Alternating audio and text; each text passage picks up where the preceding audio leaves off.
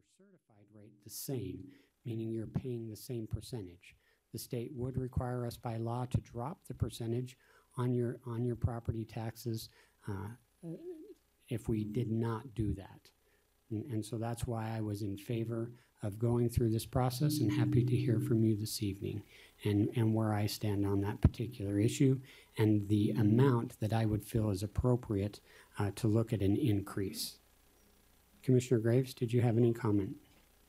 So I basically would just echo Commissioner Ivey's comments. I, too, actually agree with him wholeheartedly when everybody sitting up behind the bench had a stomach when I brought up 10 million or 7.5 million. Remember, the comment I said was because I wanted the public to be engaged, and I think that process has generally gone across really well as far as the engagement and the opportunity to have the commission hear from the public on both sides of this issue and how and why, and have a chance to explain to them what that means. And so rather than listen to me speak, I'd rather listen to those that showed up. And again, like you say, I agree with what Commissioner Ivey had to say there. Okay. Hey,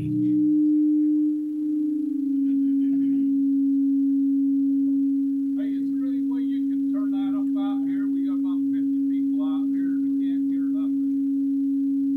We will work on that.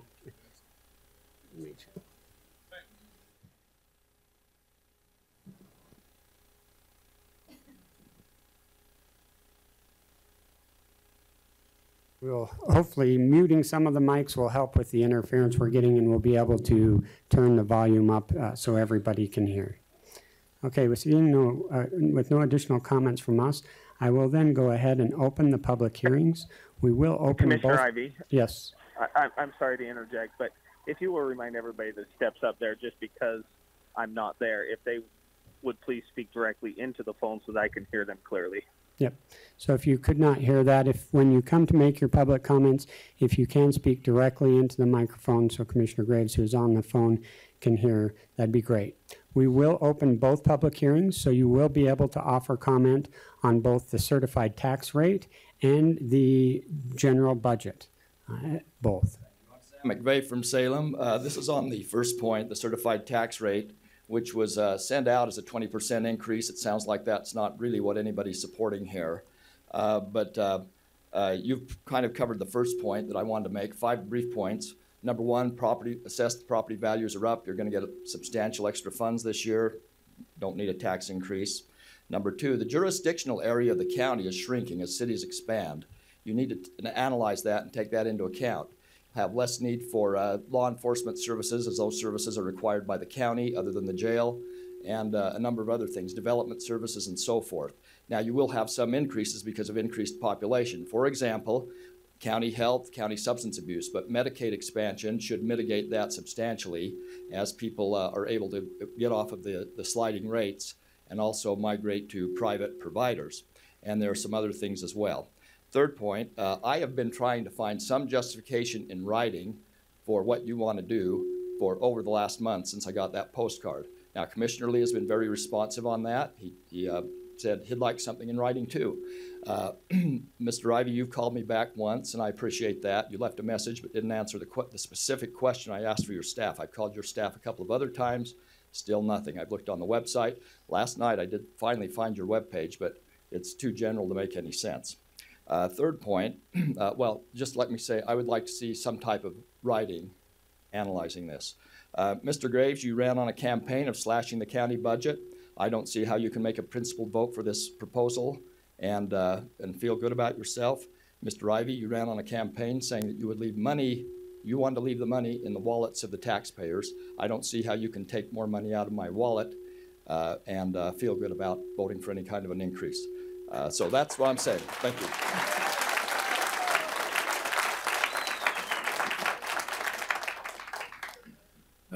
My name is Craig Decker. I'm from Lehi, Utah. I'm fairly disturbed at this little card. I'm a CPA. I've practiced for many years and an attorney. And when I calculated the percentage increase, according to this card, from the 2018 to the 2019 rate, It's an increase of 27.59%. I would like to know, is that what we're talking about? Can you respond to that? Is that correct? Oh, that's the ceiling, Mr. Lee says. All right. So it will be somewhere under that, but it could be that much. Okay.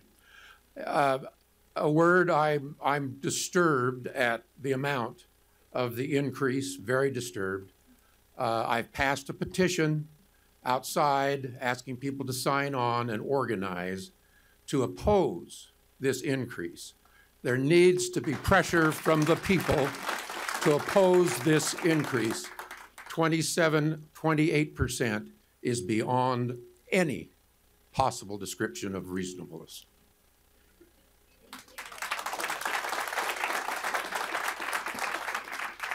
Royce Shelley from American Fork, Utah. I am not a CPA.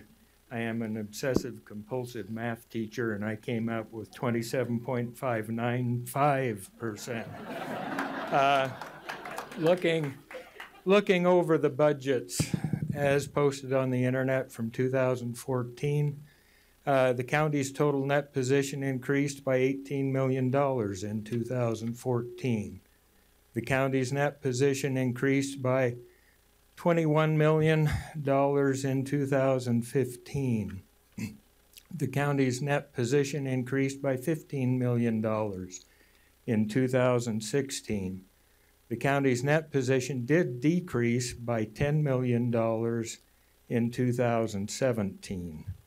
However, that is justified in the governmental activities statement stating that the overall decrease in the county's net position by $10 million is solely attributed to governmental activities. A key element of this decrease is the expenditure of bond proceeds from 2017.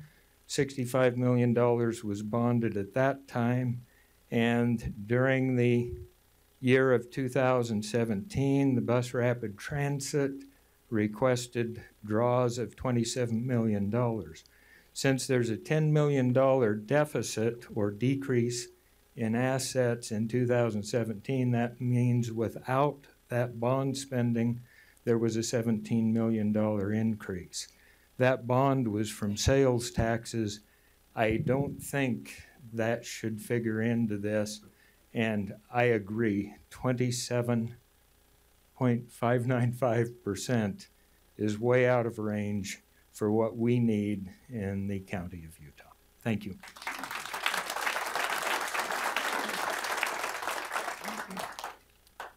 Well, my name is Fred Johnson. I reside in the city of Orem. I'm a businessman of close to 57 years in the city of Orem and Provo.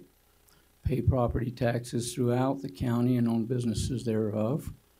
I'm going to go a little different direction with this. I would ask the question, and forgive me if I'm too presumptive, but I'm concerned as to why all the commissioners aren't here at this meeting. This meeting was posted a long time ago, and I would think that if you're going to have a calendared meeting and a meeting is this dramatic and this important, all the commissioners should be present. And knowing that this is as important a meeting as it should be, I think that this meeting should probably be adjusted to an area, a venue that would allow all of the taxpayers to be present. And furthermore, the other point I have is that I think that nowadays there should be more transparency, and when you're talking about increasing taxes, there should be a visual presentation on why these taxes are needing to be increased and where these revenues are going to be spent, where these monies are going to be spent. And golly sakes, I think there should be more transparency, more accountability, and more fiscal responsibility. If you're going to present this increase, there ought to be a presentation, a responsible presentation to the taxpayers. Thank you.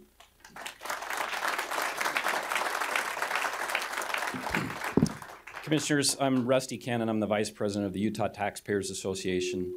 First of all, we want to say thank you. All of you have been very generous with your time in talking to us and helping us do our analysis that we typically do in situations like this. For the analysis that we've been able to do, and I'll keep this fairly brief, we don't see any need for this. The budgetary issues and cost-cutting measures and those kinds of things, in our opinion, would be far more effective and easily close the gap that you're concerned about. We don't see any need for this astounding raise that you're talking about. Thank you. Can I ask you, I'd like him to give us cost cutting, what cost cutting from the Utah Taxpayers Association?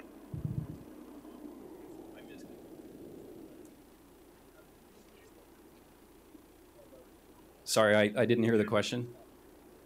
I said, you said cost cutting in budget. You guys analyze it all the time and have always listed us as 29 out of 29. Exactly what cost cutting? Would that be like the additional $2.5 million that the new elected clerk wanted us to have? Or like, where are you finding that we're out of line in budget? Because I know Commissioner Lee and Commissioner Ivey are budget hawks too, and I'm here to tell you, I'm just curious where you guys have identified funds, because I think that's important for the public to know too, so that we can also go and look at them if you've analyzed it.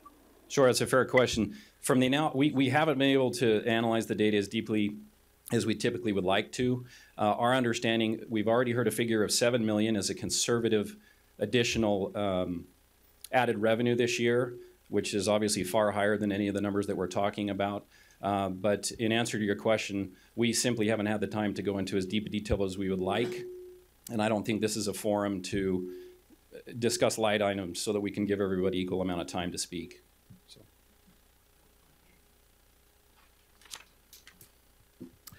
I'm Richard Evans. I currently live in Springville. I was in Spanish Fort for about 20-some years before that. In the last few years, up through even the most recent election, various cities and county governments and school districts throughout the state, as well as the state government itself, have requested citizen approval through referendum, and in other cases simply passed by themselves, increases in taxes of various kinds. Property tax, sales tax, gasoline tax, RAP tax, others, and don't even get me started on the federal government's tax grabs. In each case, we hear things like, it's only $4 a month. It's only $85 a year. It's the price of 2 pizzas per month. It's just a penny on every $10 spent. But in each case, there's one critical word that's left out, and that word is more. It's $4 more than you're paying now. It's $85 a year more than you're paying now. It's the price of 2 pizzas more than you're paying now. It's just 1 penny more on $10. You see, it's not just the $4, the $85, the 2 pizzas. It's the regular and constant, even demand for more. Always more. Every level of government, of course, says it can't be held responsible for what others do. Regardless of what the feds do, the state needs their chunk, the counties, the cities, the school districts. When does it stop?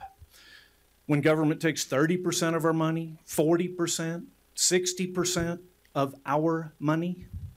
We often hear government officials say, costs are going up, so we need more revenue. Well, here's the problem. Costs may be going up, but wages haven't been going up a lot until very recently. And even those increases are far from across the board. I know people who are earning approximately the same wages as they were 2, 3, 5 years ago. And some who lost their jobs during the Great Recession have never gotten back to what they were earning before. But government keeps asking or demanding for more without even asking our approval. I often hear government officials say, we have to keep doing more with less. Well, here's my request. Do less. Have some courage and make some cuts. That's what the private sector has to do. If private business wants or needs to go up beyond their revenue, they have to figure out how to sell more, or they figure out how to do with less. It's the same with families, of course. If breadwinners get 2 to 3% raise, merit or so-called cost of living, but expenses go up 5 to 7%, then families have to make cuts. They do less. Some will say I'm naive, but the way I see it, government needs to back off the constant requests and demands for more. Let's say government already gets some X percent of my income, regardless of the specific taxes that take it. When my income increases by 3%, then my income tax will naturally increase a bit. If my income goes up 7%, taxes will go up even more. When my property values go up, government gets a bit more in property taxes. Though, as an aside, personally, I don't think property taxes are right because it's just a reminder that we don't actually own our property. But that's another discussion for another day. When my overall financial well-being goes up, I'll spend more and government will get more sales tax. So increases are already built into the system. As taxpayers do better, generally through better incomes, government sees more revenues. That's precisely, by the way, why the governor just announced $1.3 billion surplus for this next budget period. The economy has been better than expected, so tax revenues have been higher than projected. Even then, the governor's office has recently announced they want to restructure sales tax to collect yet more. Still more. Again, I ask, when does it stop? How much will be enough? Please, no more. Do less. Thank you.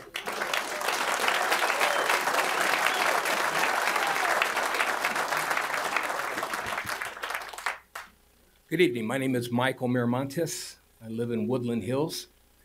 I came back from California and my wife handed me this card and I read it and I said, well, that's interesting because I'm in corporate finance. I deal in a lot of financings that are done across the country. And when a firm is petitioning an investment bank for capital, one of the things we require is a statement of use of proceeds. What are you going to use the money for? Now, this gentleman presented that same question. I couldn't find it, okay? Couldn't find it. And then that this adjustment is going to go on every year.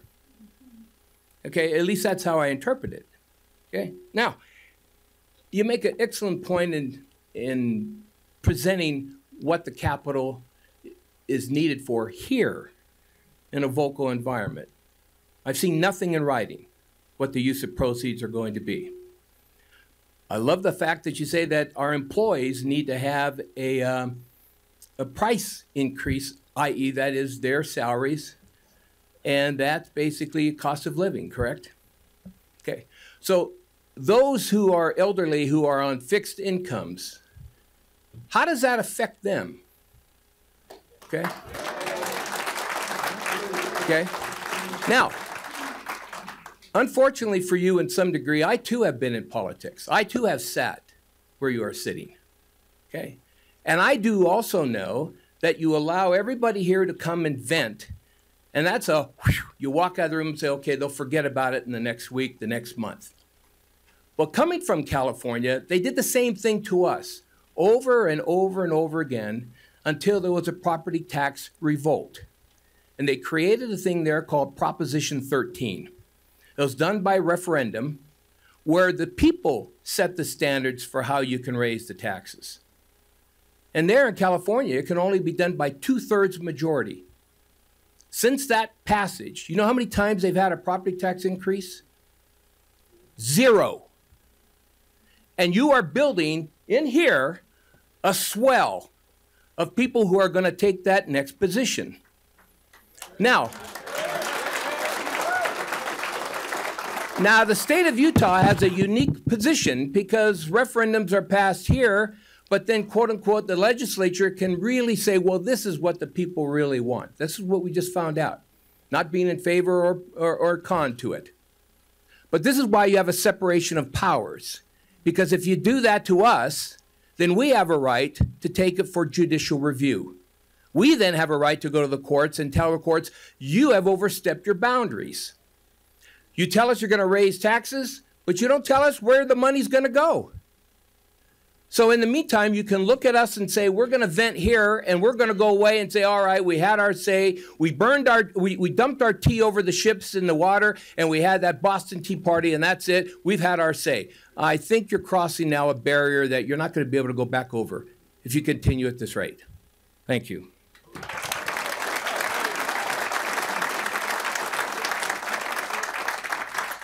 Just a reminder, please keep your comments to 2 minutes or under so we can hear from everyone. We do appreciate them and want to hear from you all.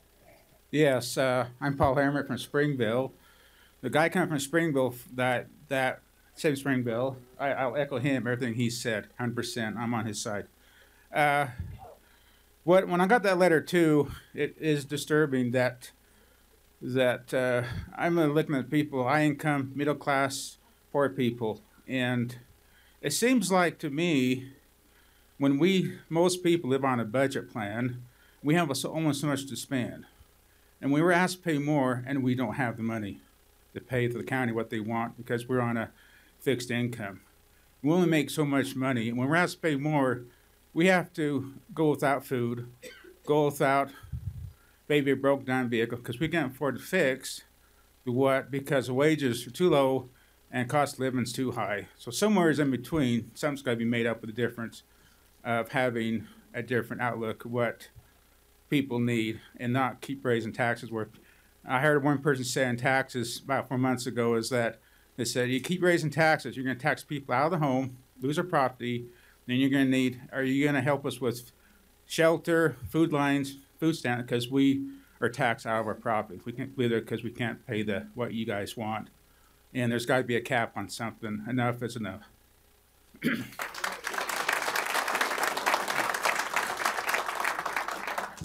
Hi, I'm Julie Blaney from Payson, Utah.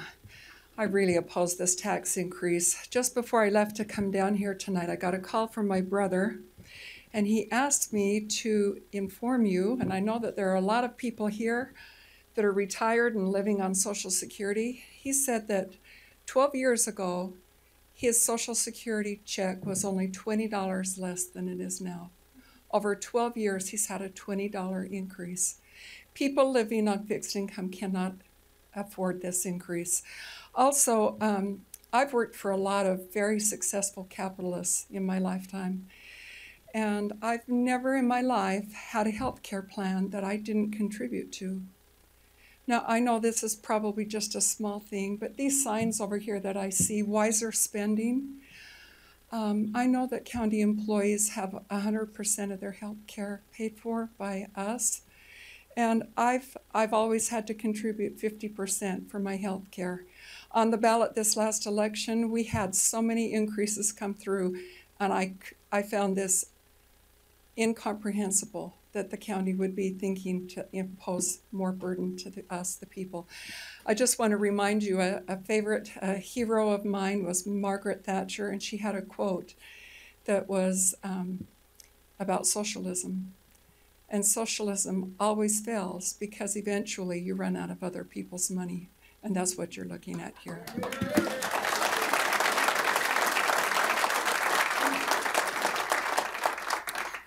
Hello, my name is Brad Merritt. I'm also from Woodland Hills, and I also oppose this tax increase, including the $500 increase in my house taxes for 2018. My house taxes have increased a total of 68% since I moved into my house in 2005. 68% in 13 years.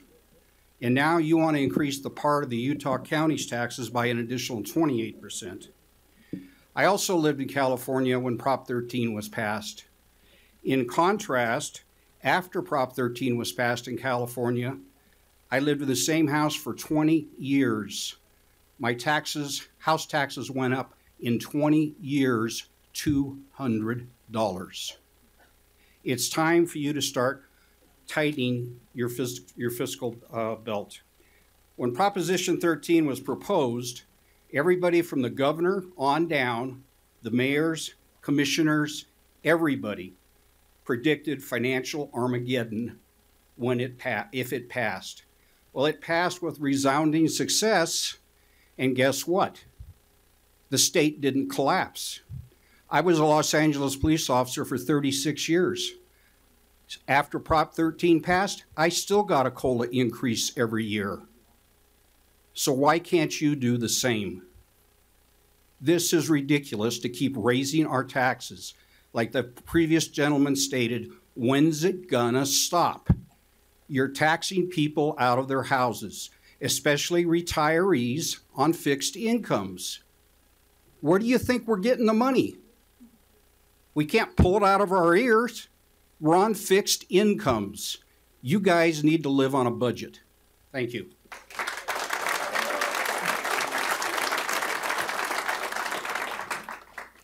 Jason Christensen, Provo, State Chairman of the Independent American Party. So the founders gave us the law, the U.S. Constitution, that's supposed to protect life, liberty, and property. In our current modern day, if you don't pay your property tax, you have your property stolen by the government. In this, recently, we've seen the legislature raise gas tax at least 3 different times and put gas tax on the ballot, which was defeated. You have the inland port up in Salt Lake City that takes half of the transportation funds away. The taxpayer waste cesspool. You know, the governments are supposed to work together for actual solutions. And yes, you guys have the ability to communicate with the legislature that they need to cut the pockets just like the county does, just like the city does, just like the national does. You know, the level of taxation is getting so bad. You know, we're going to see another tax revolt, like always happens throughout all of history in Europe, ancient Europe, early American history, throughout American history. When taxes get too high, they keep people revolt. Hopefully, it'll be peacefully, but you know, a revolt will come if this tax, as well as so many other taxes, continue to pile up. The solution is to look to tighten the budget, cut, do without, apply zero-based budgeting. Zero-based budgeting is what every single one of us goes through. We cut what we fund what has to be funded and cut what doesn't need to be funded. That's zero-based budgeting, not going off of past budgets. But zero-based budgeting, cutting where it's needed, and keep in mind, if you starve government, taxes will have to be decreased. If taxes keep going up, they'll just gonna keep spending and spending and spending. It's called tax and spend. You know, so many Republicans claim that they're fiscally conservative, but are they when they go along the same practices as Democrats? The two parties are one and the same. Thank you.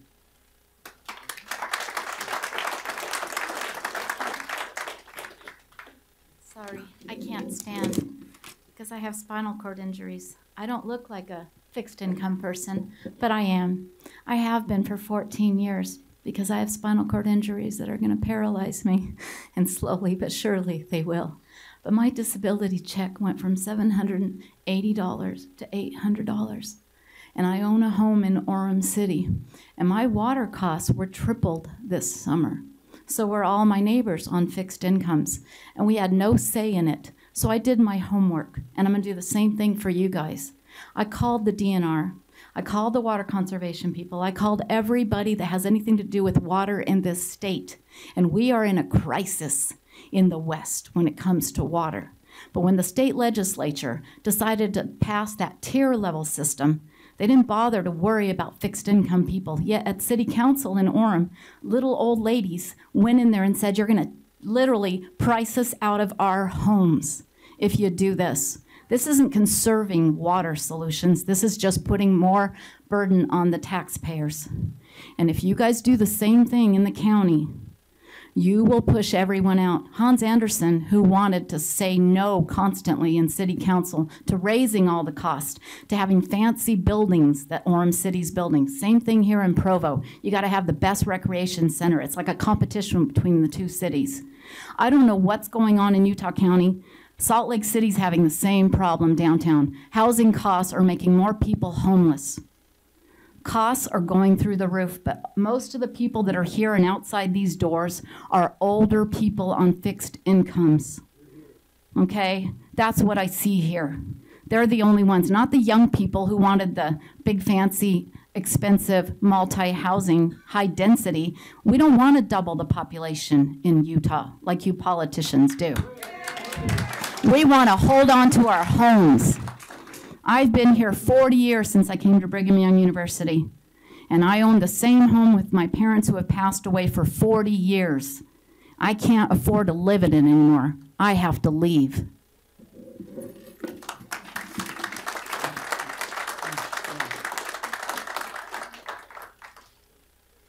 Well, if you look around, there's a whole bunch of us people that are past our prime. I'm 77 going on 78. My income doesn't change very much from Social Security. The health benefits you give your employees goes far beyond what most of us here get. That benefits of the house, the time off, the insurance, their vacations, all the rest of that has to go on what you call their pay package. We can't compete with your people. You guys live pretty high in the hog, considered what we just plain can't afford the county keep growing. You need to do like businesses do. They have to start at the bottom and go down and get rid of every unnecessary perk, because we can't afford to give them to you. And until this happens, don't bother coming to us for a tax raise. Most businesses will go through every expense they have from one end to the other, right down to the copy machines, who gets a color one, who don't need it. And until that happens here, you haven't got the right to ask for more money, because the solution's in front of you. Clean house, get everything like a business would run it, and then see how, if you even need to ask for a tax increase. Right now, you're killing us. You don't have that right. Thank you.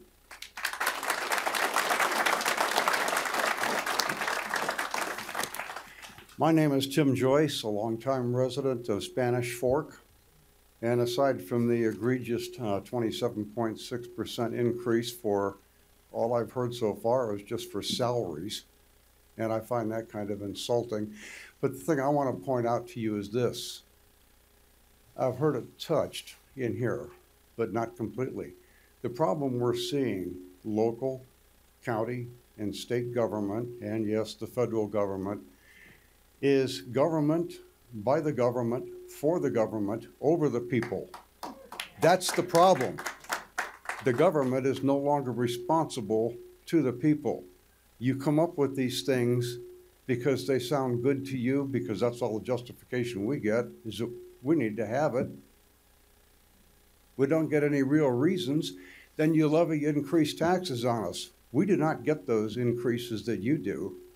The phony national cost of living numbers are a joke. Go to the food store, sir. Find out what an increase is. But I'm retired. I'm on a fixed income too. But I'm really worried about government in this country, because it is government by the government, for the government, and not of the people.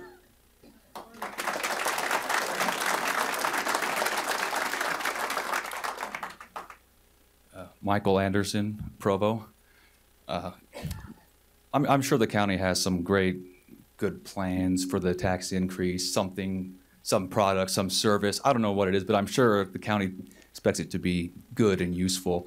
But all of us here want to buy things that are good and useful too. Some of us might want a lawnmower or a dishwasher, whatever it may be. And when we want something good and useful, we wait, we save, we work within our budgets, and you can too.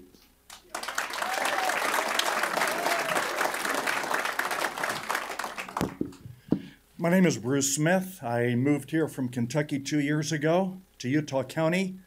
Welcome to Utah County. I work in the Alpine School District. It's an arm of public service. The waste that I see in that school system is obscene. Obscene. The waste at this level of government would be exponential. The money that you all seek is sitting right in front of you like a feast if you get the guts and the discipline and the shovel to find it. Don't pick the pockets of these people. Thank you.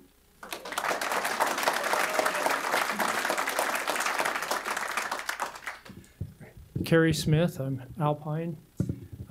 I'll try to skip over stuff that's already been covered. In reviewing your budget documents, it shows that the property taxes are increasing at a faster rate than the population is. And also, even though you don't say sales tax, you should be getting a windfall from online sales tax that's not even included in your budget. You know, law enforcement and public safety make up 57% of the budget, with 228 and 164 full-time equivalents respectively. The U.S. has the highest incarceration rate in the world, not by a little, by over 4 times than any country I could find. 655 people per 100,000 people. Canada has 114, England 146, Spain 133. The U.S.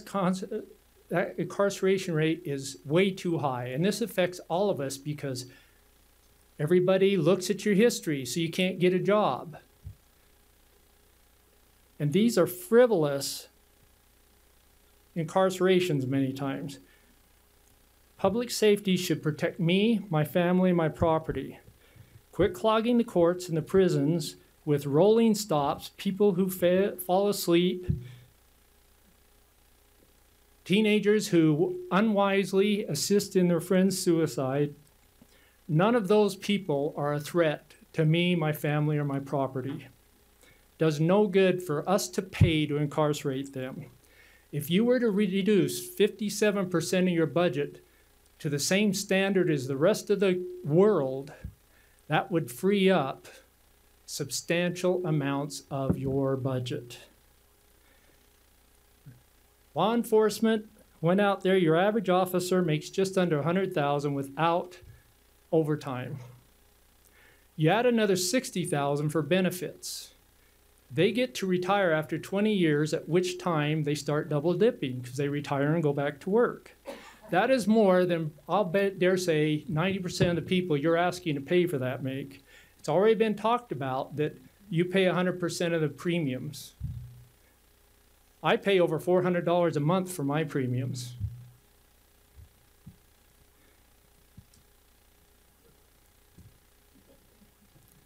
So, if we take proper steps to responsibly reduce expenses, now you've got OPEBs out there. Most organizations have cut retirement medical expenses already or sunset them. You need to address that. During the elections, when I talked with every candidate for the commission, they all said they thought they needed to raise taxes. When I asked why, they said, because it's the lowest in the state. Not one of them could tell me what it was needed for. Being the lowest rate in the state is a good thing, not a bad thing. We supposedly elect conservative platform Republicans to office in this county. Reduce your expenses, stop growing government, and do not raise taxes. Thank you. My name's Kim Hool, and I live in Linden. I actually wrote all the commissioners by email about a month ago, and I really appreciate because both of you responded and gave me information.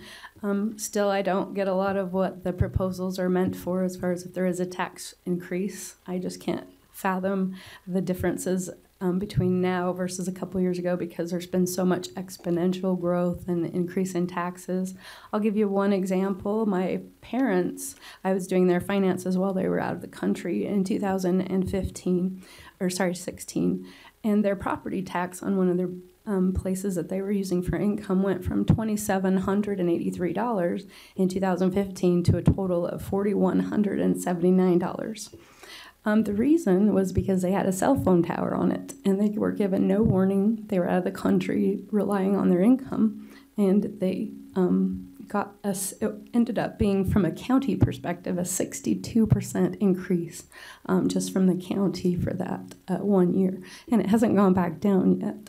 And so I know there's lots of things like that come up that I think can fund our extra county expenses if there are any, and I think that I'm in agreement with all the people here that have people on fixed incomes, but I wanted to bring up one additional area that maybe was barely mentioned, and that's I have young children who are buying homes here, and they barely can afford a home, obviously. Everybody knows how expensive homes are nowadays, but with their taxes, they have to pay on top of it.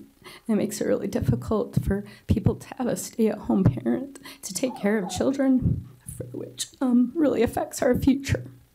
And so, sorry, I get nervous.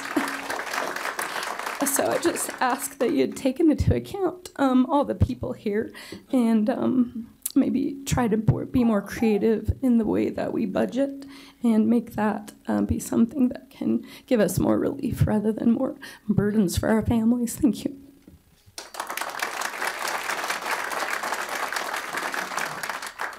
My name is Brigham Morgan. I live in Lehigh, have for about 12 years, and I've been in Eagle Mountain for about 10 years before that. I'd just like to say first, thank you for taking the time. I've sat in your chairs in some of these meetings on city council and planning commission levels, and it's not always fun. So thank you for taking the time and spending this with us. And I'm not on a fixed income. I'm one of those individuals that is working really hard to try and build my American dream now. So I want to share a few scenarios with you that I have seen actually happen and that have affected me personally and that will affect pretty much anybody in the county. The first scenario is if we have our home prices constantly going up, our revenue should be constantly increasing.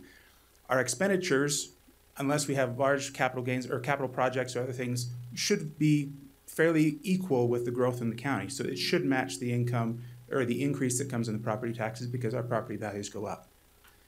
If those property values go up, and they go up, and then we raise taxes on those property values that go up, and 5 years down the road, the market changes and those property values go down, we have just committed the county to numbers that the property cannot support.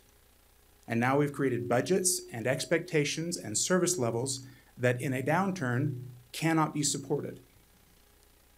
So that's problem number one. The second problem is, if our property values keep going up and our taxes keep going up, then the demographics of those who are buying the houses and establishing the communities that we depend on changes. Suddenly we no longer have as many retirees. We no longer have a good mix of family lifestyles that allows for a congruous growth pattern through that community and a sustainable tax base. Now we become dependent on high wage earners, technology companies or other big business that's going to come in and generate that revenue. And now we become very transient in our population base because if those jobs go away, so do the homeowners. So that's the second problem that we're creating. And that compounds if we now add a tax increase on it in addition to increasing property values. So we are compounding problems by trying to talk about a tax increase in a good economy because we are not planning for the inevitable change and crash in the economy.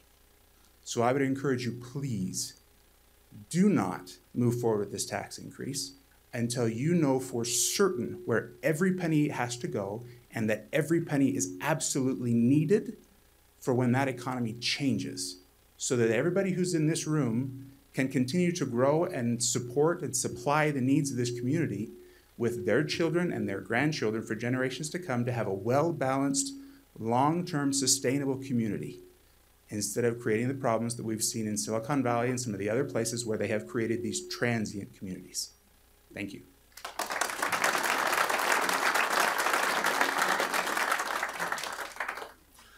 Hi, my name is Jonathan Thomas. I'm from Lehigh. Moved here actually at the beginning of this year. I notice a lot of the people here represented are older generation on a fixed income, and I kind of wanted to give you a perspective from a younger generation of some of the challenges that creates. Certainly, when you're older and you're on a fixed income, that is very difficult. You know, I can tell you from, you know, I'm 30, and you know, when you start out on a salaried position, you don't make a lot of money. So you budget for your mortgage, you budget for insurance on your autos and homes, and you have your groceries and so on and so forth. So, yeah, and you're also supposed to save for retirement. That can certainly be difficult, you know, when you don't make a lot of money. So, you know, and I do want to thank you guys both for taking the time to hear us out. But, you know, one thing I noticed when I, you know, received this was there was no breakdown of how this was going to be used. I just bought a house in June, and, you know, when I go to a bank, I have to show income. I have to show, you know, you kind of have to justify what you're going to use the money for. And I thought that was kind of disturbing. So, you know, listen, I understand. I've been in government. I understand the need for additional revenue, but I think, you know, it'd be more well received if you guys would be a little bit more forthcoming with how you want to use the money, where the need is. You know, because if there's a need, that's understandable. But it, you know, when you're asking for money, it's not justified. Obviously, there is a large group of people here from the older generation that have, you know, lined out how it's going to affect them. But and also, I mean, I'm 30. I've got 35 years to get to where they are, you know, and if tax increases are going at this rate, what's it going to be when I'm their age? So I appreciate your time. Thank you for hearing me.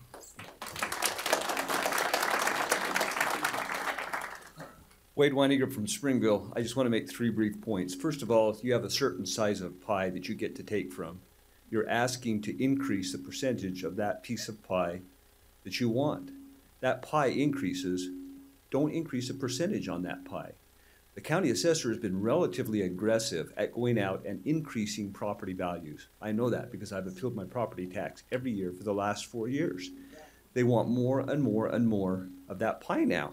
Secondly, there are large corporations, Costco, Facebook, IHC. Do they need tax incentives to do what they're going to do anyway? Why are we giving them tax incentives when you've got retired people here that are living on fixed incomes and we're giving it to Costco's, to Facebook? Really? That doesn't make any sense to me. Why pick on the little guy because they don't stand up? I've not heard one person here tonight, maybe someone will break the trend, that spoke positively of this proposal. It should be denied.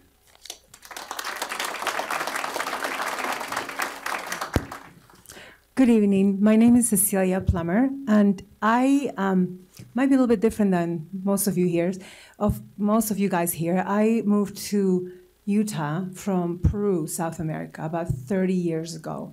And the reason I left is because something similar to this.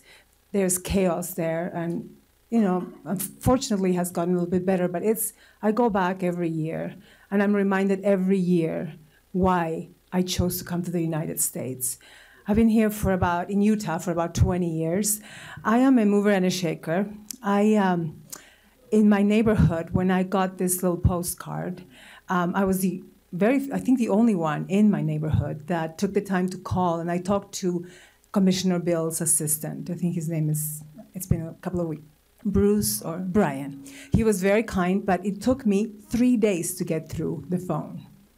I don't know what type of business we're running here, but you guys work for us. And when you cannot answer a very genuine question, I mean, all these people are wondering, where is this money going to? I graduated from 2 universities in this state. I lived in Europe for a couple of years. Germany, France, it was chaotic. And this was 30 years ago when I decided to come here. I'm very grateful to be in this country. Utah is still a wonderful place to live, but we want to keep it that way. We don't want to change it. So after this postcard arrived, after those 3 days, he was very kind to call me back. He spent 30 minutes with me on the phone. I couldn't believe it. I run a small business in Orem. I live in the city of Orem. And believe me, I agree with the people preceded me that talked about all these fancy buildings, these fitness centers and all that. I come from a family of 7 children. We believe in you do with what you have. You have to clean house first. And I am just, anyway, after I talked to your assistant, I have to post on social media what was this all about. And I live in a neighborhood, I live in Northeast Orem, with people that are really well educated. And they were concerned. There was nothing online that they could read about. We had no information where all this money is going to. And they were all coming to me for answers. And I'm like, all I know is that you need to be there. I hope, and this takes me to my next question. After you finish listening to us, I would like to know, if you wouldn't mind, to address to us what the process is going to be after this. Is there going to be a vote? I mean, how does this work? Because we need to know. There's a lot of people that showed up. I am so proud of everybody that's here tonight. There's people in my neighborhood, in my ward and stake, that I posted this so many times in the last 3 days, and I hope some of them are here, but we need to be heard. That's why I came to this country, and believe me, this country has given me so much, but I've worked so hard for it.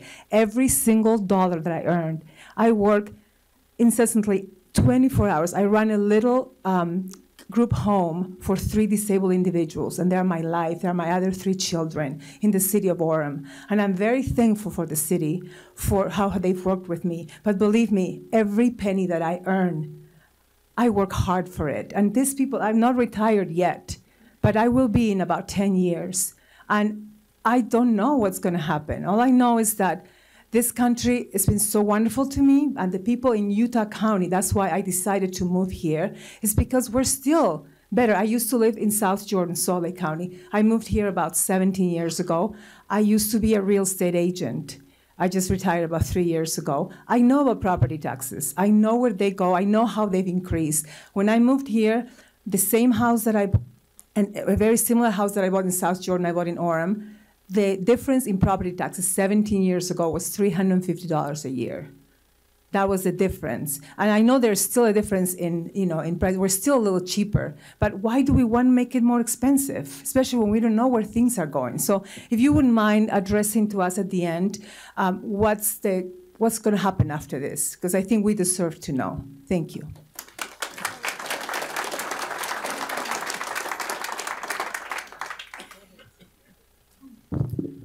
Hello, my name's Ron Peck. I'm from the Lehigh Highland area. I grew up here, so I've seen the growth. And I'm a businessman, so I'm not worried about the older people that are kind of tied in with income. But I know that as a county, we need to have growth.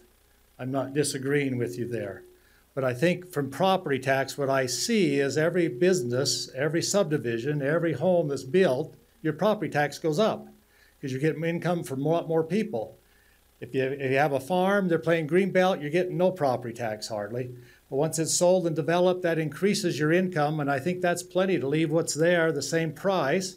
And with the new businesses, the new subdivisions, the new homes, the building, the development, that's going to increase your income substantially, and I think that's fair. I leave that with you.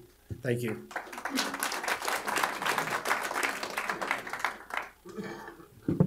My name's Win Barker, and I'm from Lehigh.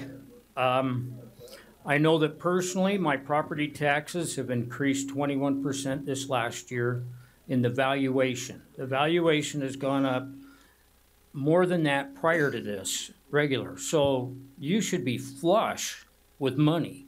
With all of this extra valuation, trying to understand how you could need more unless, are you expecting the bubble to burst? Do you guys know something that we don't know? And are you pushing this bubble when you do this kind of assessing where you keep pushing it up and pushing it up? Do you push a bubble?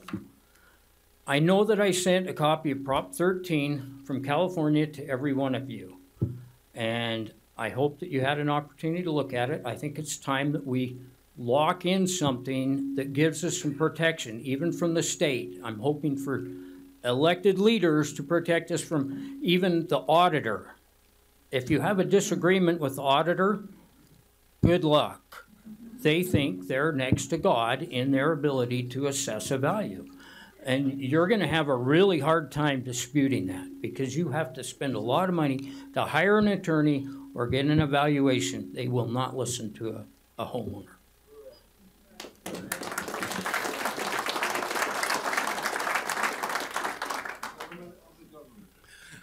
Vicki Stoltz from Palmyra.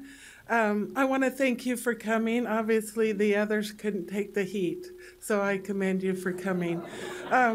This gentleman over here in the red tie who's on his phone is obviously too busy and is concerned with other things.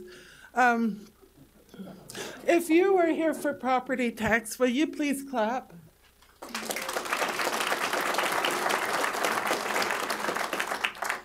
Okay, so I'm 60 years old, and we own a very small business in Springville. And when they put the rec center in, the property taxes on our little business there went through the sky. And our little business is in a rundown old garage gas station. We have for many years wanted to develop that into something nicer. But the property taxes are so high that we just cannot afford it. At the age of 60, my husband had to send me back to work just so we could have health insurance. I want to ask you, how many of you had to send your wife back to work at the age of 60 so that you could have health insurance? Health insurance for a small business is as much as a home payment. And you want to raise those taxes again? I drive by a home that is huge. It has a really nice RV. It has a boat. It has a trailer. It has several trailers. It has the works. And I said, what do these people do to get at something like this? Oh, I understand that guy works for Provo City.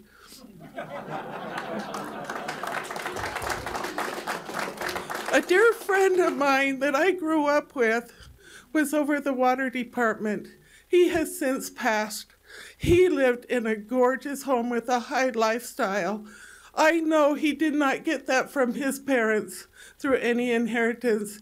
His father died after he did, and he was a very humble man who struggled, just like the rest of us, to make it from month to month on a fixed income.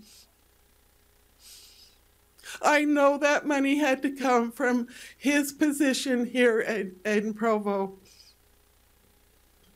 And you can honestly say that the struggling people of this county deserves a high tax rate on their properties, the only little piece of thing that they really own.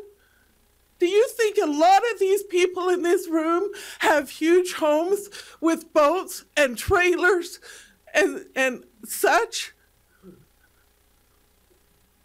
How could you even dare think of that?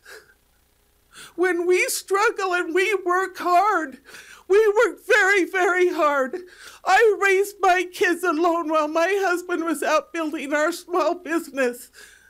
He worked 18 to 20 hours a day just to make it work because property taxes kept going up. Food keeps going up. It's a little here and a little there, just like it's been mentioned before. Well, that pie soon is all gone, and there is nothing left. So the mother has to go out and work. The father's gone all day. Somebody that they don't even know is raising their kids. The schools are demanding more and more money. Where does it end? Where do you have a conscience to say enough is enough? Again, thank you for your time.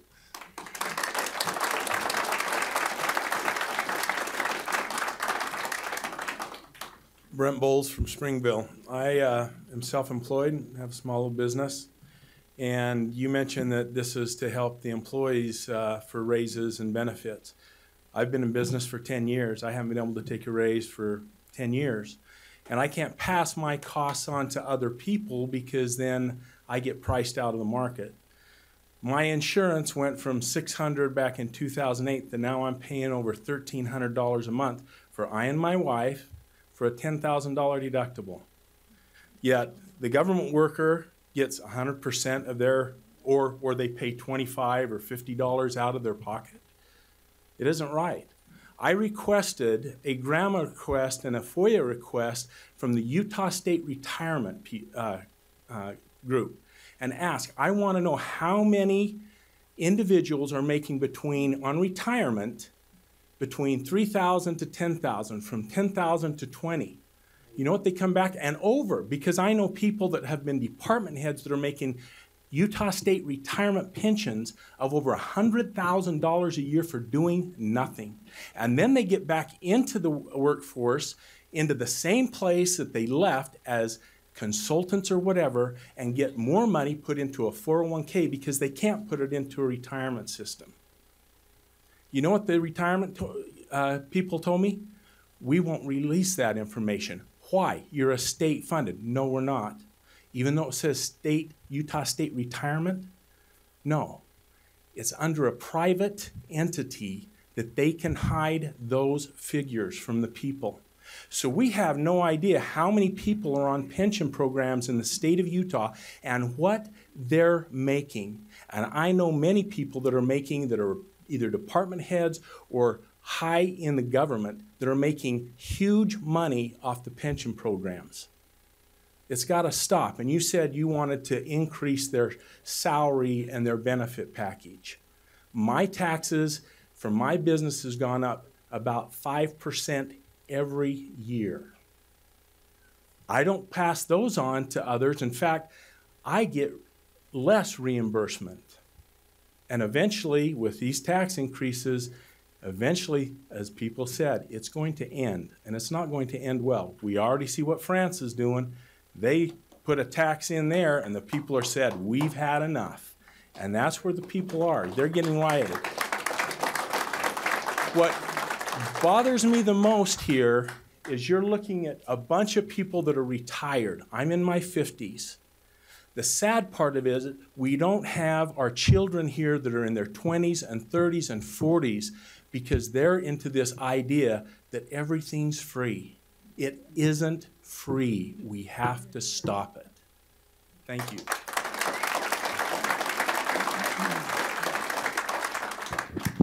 My name is John Renstrom. I live in Pleasant Grove and I have rentals in Orem.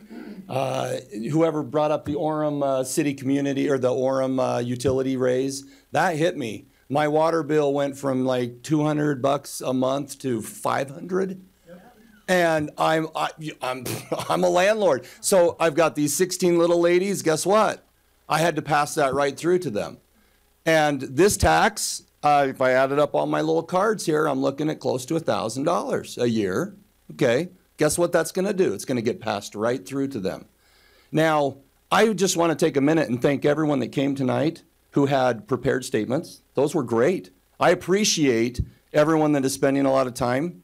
Really, to the commissioners, don't just go past this. Think about this. Now, I'm curious, is anyone here, by a show of hands, in favor? Just looking around. Commissioner Ivey, I take it you've taken a change of heart now? So,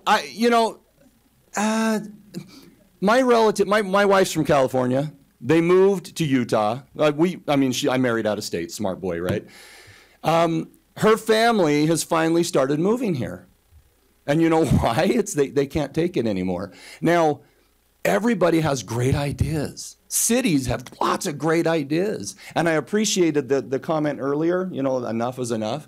You have to say no sometimes. And what you want to give everyone a yes, sometimes you can't. And so, government is just that you have to be starved a little bit to make those harder choices and decisions. So just buckle down and get hungry for a couple years go into that deficit for a few years, and then we can come back and say, let's fix this problem. Thanks. Catherine Wilkinson. I'm from Elkridge. I'm one of those retired people on a fixed income. So every time you raise the taxes, that takes from my living cost. And now there's no way that we can deduct those taxes from our federal tax things.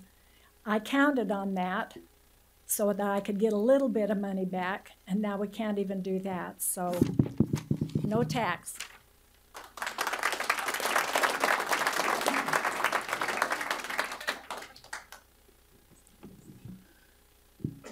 I'm Marlo Anderson. I live here in Provo. I agree with the things that have been said by all those that preceded me of there being a real problem in the amount of the tax increase. I'm concerned that, or feel that with the assessed valuation increase and the growth of number of people, residences, businesses that are here in the county, there will be a large increase from just that growth without increasing the tax rate at all.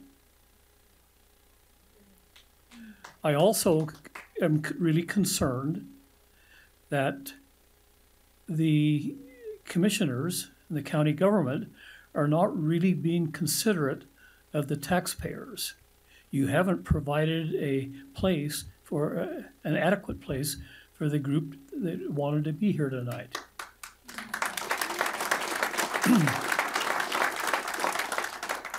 Commissioners have the opportunity of hiding behind electronic media, not be here, not show their face. We as citizens don't have that opportunity. I think that by our neglect, we have allowed you to stack the cards in your favor and against us.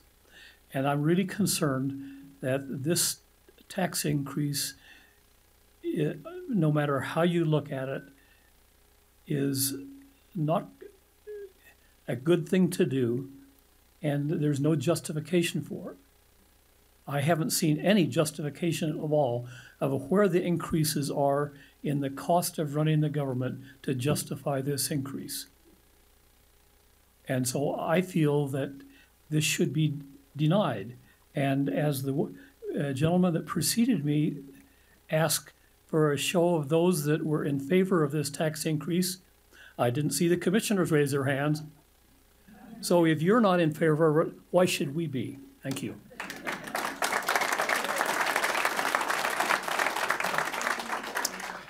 Max Sims, Lehigh City. So I have a couple questions, and I don't know if you can answer them, but I'm going to ask them anyway. This is technically, we're not a debate where we have dialogue, it's just public comment. Sure. I'm going to ask the questions anyway, maybe you can somehow respond later. First of all, Commissioner Ivey, you mentioned in your opening that you were interested in fixing the rate to allow property values going up to increase additional revenue. So as part of that plan, my one question would be, how long would you have that rate locked for? Indefinitely, for a year, for 2 years, for just 1 year? Okay. My next question on that is, with our current real estate market, it is going up, but that's not guaranteed. So if you decide to lock that rate and we have another real estate bubble and all of a sudden property values go down, now you've put yourself in a worse situation you were before because you've locked the rate and now you're even getting less income, and I hope you've taken that into consideration for considering that. I do appreciate you looking outside the box, thinking of other ways to address, the budget shortfalls you think you're seeing. I do oppose this tax increase. I think we need to be looking at other budget things to see where we can cut. I've been in your shoes before, being on a charter school board, and I've had to make drastic cuts when things came up, and it wasn't pretty, and I had parents that were really ticked at us for what we had to do to keep ourselves in budget. So thank you.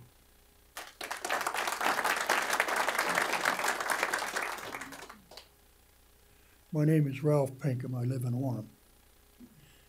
Last year, I didn't pay any income tax. I didn't even have to file because I'm on retirement.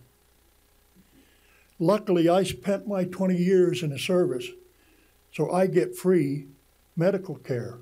Not like a lot of these people here that are paying $1,000 a month with a $10,000 discount. I had both eyes done, surgery on both eyes. It cost me $50 each. I had prostate surgery. I've had cancer. I didn't pay anything on that, thanks to my government. But I did my time. Now, when I was a kid, we used to have a town meeting where I grew up in Vermont. Now, that was the simplest form of government where you could come and talk about things. I had a gentleman one time, and they were talking about raising taxes. He said something that stuck to me, and I will say it to you. Gentlemen, you can't get blood out of a turnip.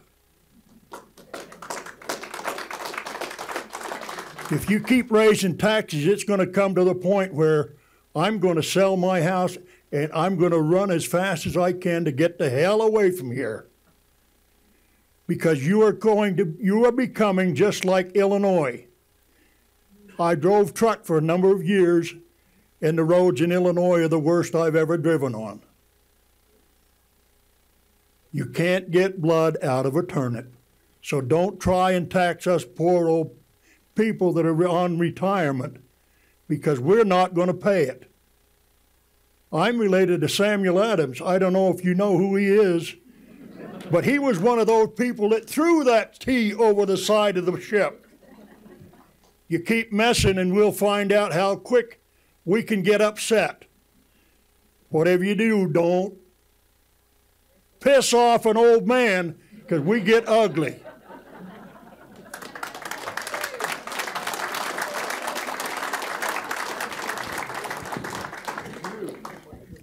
My name is Elizabeth Paxson. I'm speaking on behalf of my mother, Ellen Paxson. She's a property owner in Provo, the Edgemont area. I just have a brief story. There was once a countryman who possessed the most wonderful goose you can imagine. For every day when he visited the nest, the goose laid a beautiful, glittering, golden egg. The countryman took the eggs to market and soon began to get rich. But it was not long before he grew impatient with the goose because she gave him only a single golden egg every day. He was not getting rich fast enough. Then one day, after he'd finished counting his money, the idea came to him that he could get all the golden eggs at once by killing the goose and cutting it open. But when the deed was done, not a single golden egg did he find, and his precious goose was dead. Those who have plenty want more, and so lose all they have. Thank you. Thank you. I'm Don Brown. I'm now from Orem. Seems like to me that we're talking about the wrong thing here tonight. Obviously, there should not be any increase at all in property taxes. But I worked for a long time for a big bureaucratic organization. And one of the tools that they used was every so often, every 2 or 3 years or so, as a department head, I would receive a notice from management that I was to find somewhere between 1% and 3% of my budget, and it was to be returned. And you see, this was used not as a way of saving, money, generating money. It was used to improve things. Great things would happen if Utah County would say, okay, let's tell everybody, all of our department heads, give us back 1% to 3%, whatever seems appropriate at the time, and you'll get better for it.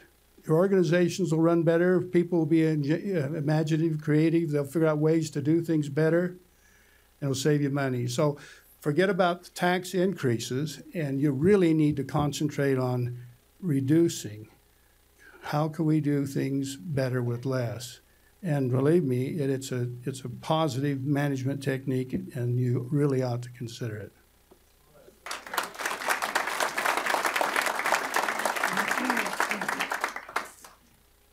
My name is Brian Beaumont. There have been a lot of really good speakers here, a lot of prepared notes. It's brilliant. There's a lot of wisdom in everything that's been being said. I've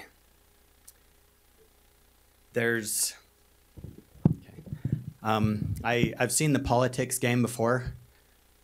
You suggest this high amount, you let everybody vent, and then, oh, we'll appease the masses because we really only want 10 or 12%.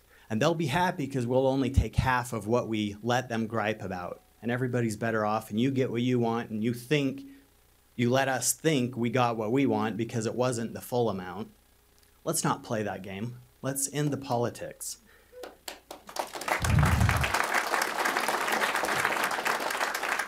This is America with a government of the people, by the people, for the people. You work for us. It's unanimous here. Unanimous. The people do not want it.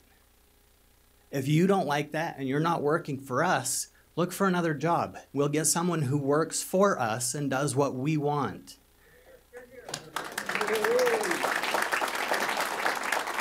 Okay?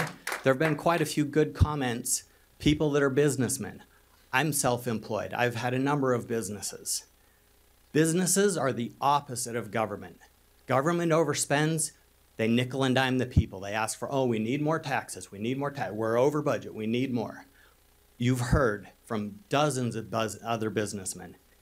When we have a problem, if we can't compete, if we don't have enough money, if we're having bigger expenses, we make it work in-house with ourselves. We don't ask someone else to bail us out. This isn't socialism. We're not bailing you out. Solve your problem. Be accountable for your budget. And a final thought. I suggest that you don't waste our time making excuses of, people have suggested, we don't see where you're wanting this money. What are you going to use it for? Don't even waste our time giving us a list of, oh, well, it's going to go to this cause and that fund and extra to the roads, whatever, okay? Don't waste our time with that. Let's not waste our time going through a Proposition 13 in Utah. We've seen how it works. We've seen the end result. We know why they did it. We know what they did it for. I suggest that we reverse this whole problem. We don't just turn this into a vending and everybody feels better and goes home. Instead of saying, well, we did our part, we stopped this, let's make progress in a positive direction. Let's say, without a Proposition 13, as a people, we have no more tax increases. Learn to live on a budget. Be accountable for yourselves. And make this a positive thing, like permanent. That we never have this meeting again every year. Every time an agency, a government wants more money, it's just over. Because the people have spoken, and you have a budget, and we have a budget, and we all live within it.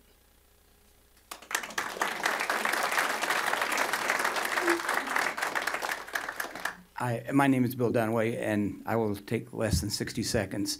And very good points have been made, and appreciate you gentlemen showing up and the responsibility that you've taken for your positions.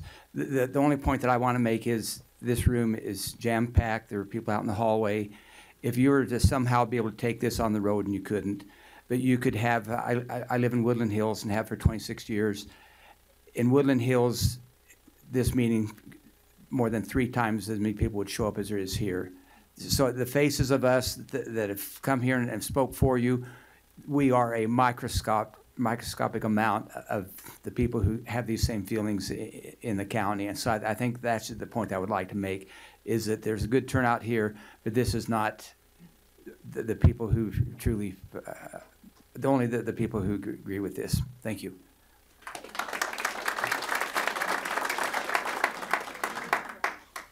My name's Jolene Wagstaff, and I'm from Saratoga Springs. And there is so much growth in this county. Every time there's a house built, there's more money coming into the government. There's impact fees, there's more property taxes. I live on a farm. I've seen so much farmland around us, like a person previously said, that has gone from being able to have the farm rate to now it's property tax rate.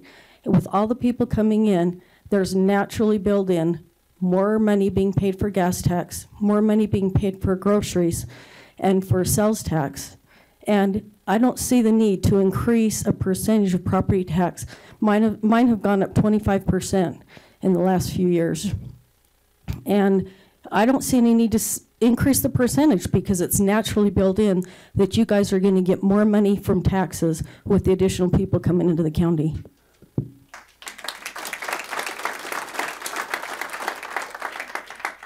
Hi, my name is Debbie Beathers and I'm from Springville. 3 years ago, my taxes went up $250. And I came in and you guys told me it wouldn't do me no good.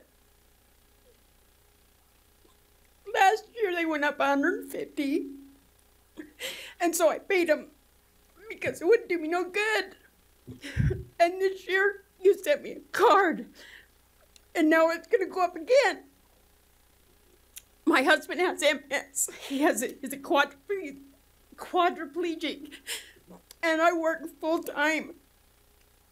Matter of fact, I work more than full time. I work 6 days a week to try and make everything work. And my house hasn't gotten any better looking in the last 3 years. So I don't understand why my taxes should go up when they say my house is worth $270,000 when I only paid $127,000 for it. I work my guts out. I don't think it's fair that you guys, and my kids haven't been in school in 25 years, but I pay Nebo School District huge amount of money, huge. And then they want more on the vote this year? I don't think so. And what you guys are doing isn't fair. And I think you should listen to all of us just a little bit before you guys walk out of here. And that's all I got to say.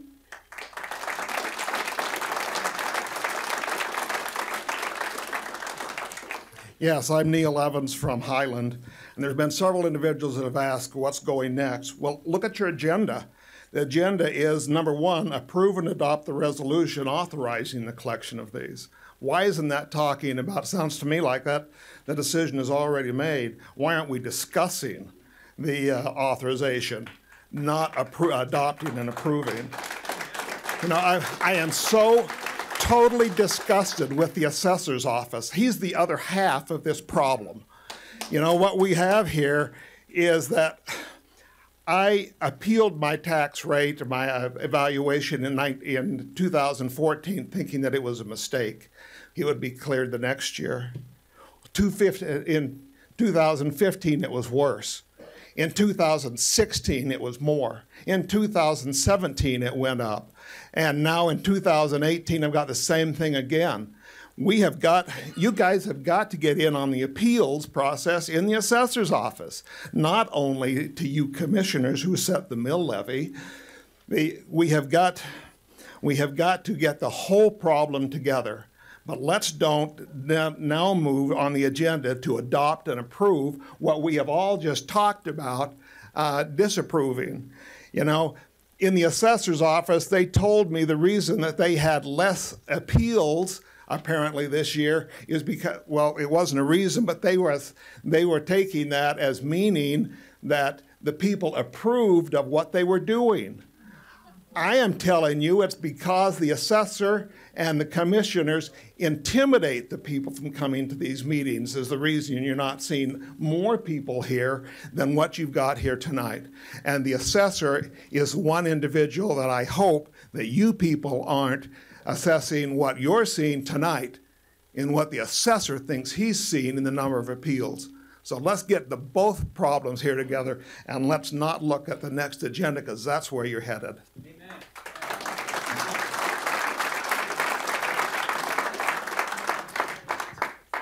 Albert Harmer from Mapleton, Utah. First thing I want to do is talk to everybody that's out here. I want to commend everybody here that came to this meeting tonight. I went to the Nebo School District when they went to raise your property taxes last year. I was the only one there. I think it's great. It's great that every one of you people showed up here tonight. I've got to commend every one of you. Now, Commissioner Ivey, I want to ask you a question. How many years have you sat on this board? That's right. It's public because you don't want to say it. Okay, let me ask you this: how many times have you raised your wage sitting here? Okay, what is your amount that you get paid yearly with your benefits? It's about 119. 119. How many of you people in here make 119 or ever have? No. We think you need to cut where you're at, where you're sitting. I made working in my ranch. Yeah, so. well, that's all right. Then we need to vote somebody else in and cut the taxes here. This is where we need to look at it right here on the high end on it. I have rentals. Just like this former guy, I have rentals. 4 months of it, 4 months, these people pay just for the property taxes. And then I have to pay on top of that taxes on top of that. I don't see, insurance, I don't see any income on that until after 6 months because of the high taxes you people have put out. And I want to commend every one of you here for coming to this evening out, and make sure you come to the Nebo School District and the Alpine School Districts and all the other school districts when they want to raise your taxes too, because that's where most of your money's going. Thank you.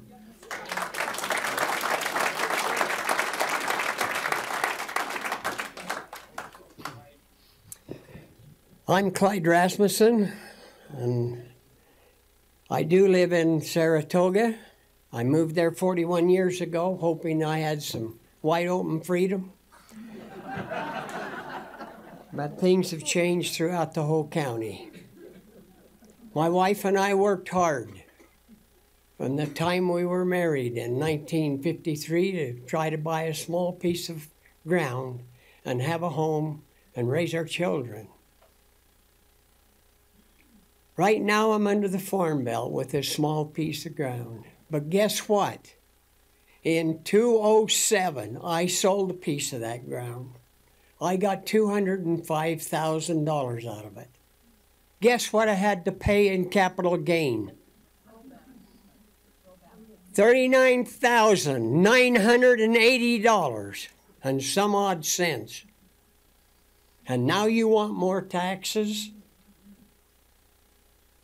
Let's come to the party. The taxes for me right now are reasonable, but like I just stated, I sell that, and what do? When you start getting up to 40–45%, I know we got to have money to run our community, but we don't have to rob the people to death. And out of this money, when I sold it, I'm more fortunate than a lot of these people. But it's gone. I have been supplementing my Social Security. I've also picked up a part-time job with a company within the area. And I have to deal with the school district, the city, the county, UDOT, and the whole works. And it is amazing. Amazing the mistakes that are made that cost the taxpayer millions of dollars. Westlake High School, 5–6 years ago when it was built, $980, almost $1 million more than it was possessed for. They built an elementary school and they goofed. They got a part of it on the wrong property. They had to buy the property and they got stung on it. And this comes from some good source, this information. But with the two companies that I'm involved in, and I may make $5,000 a year, and yet I have to put up with all this. The waste is terrible. If 99% of the people in here wasted the money that is being wasted here, they'd be up in Salt Lake on the homeless street. Thank you.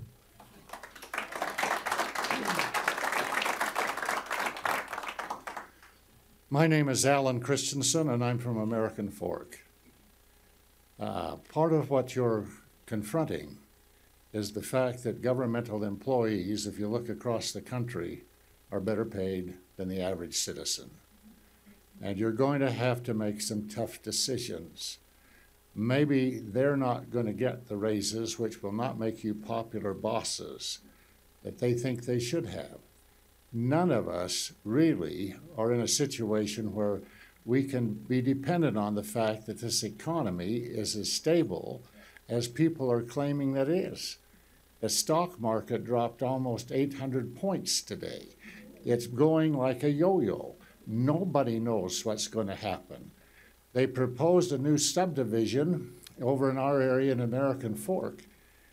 And then they wanted to use the farm roads that we have created, our ancestors created, and they won't handle the traffic to do the construction. It seems to me that the developers are going to have to start to pay their fair share, that us ordinary taxpayers shouldn't have to subsidize the developers. They should pay their own way. And Utah County is in the process of becoming a very expensive place to live. Most of these people know that.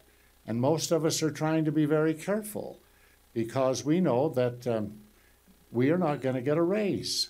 We're going to have to live on what we get. Our salaries on retirement are not automatically given cost of living adjustments. COLAs are an interesting thing. They're a very satisfying thing if you're on the take. And I know the county employees will be very angry with you if you don't do this so that they get a raise. Nobody is entitled indefinitely to a raise.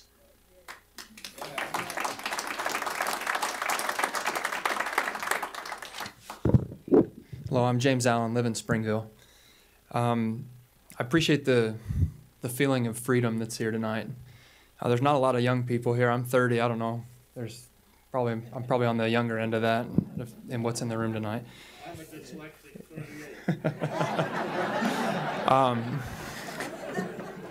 It's a little I'm a little nervous speaking in front of a group that has candidly a lot more experience than I do. A lot better understanding of all the finances that go on behind the scenes and what it takes to run here.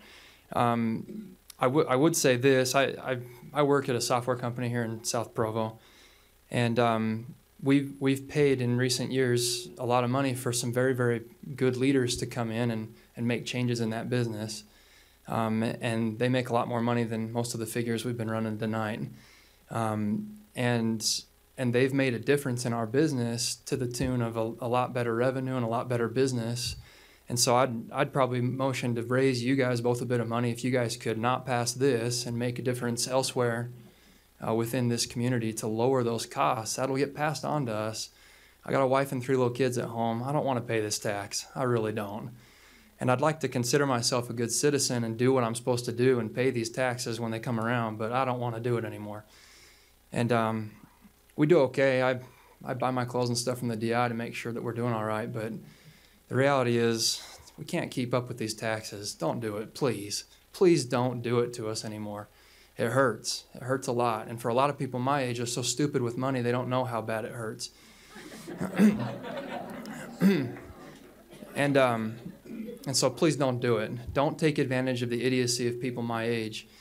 They're not smart enough. They don't have enough time to come to things like this. It's difficult. Please don't do it. Let's keep the spirit of freedom beyond this. I don't see the freedom matching. What we're hearing here tonight doesn't match what I see on the agenda, or at least what's coming up. I hope we don't do it. Please don't.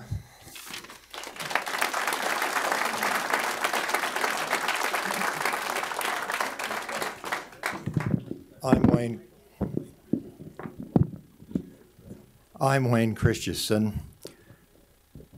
I've only lived in American Fork 72 years. I still work full-time. I have a business. And it is time that we don't talk about increases in taxes. it is very much the time that you should be proposing a 3 to 10% decrease in taxes. Thank you.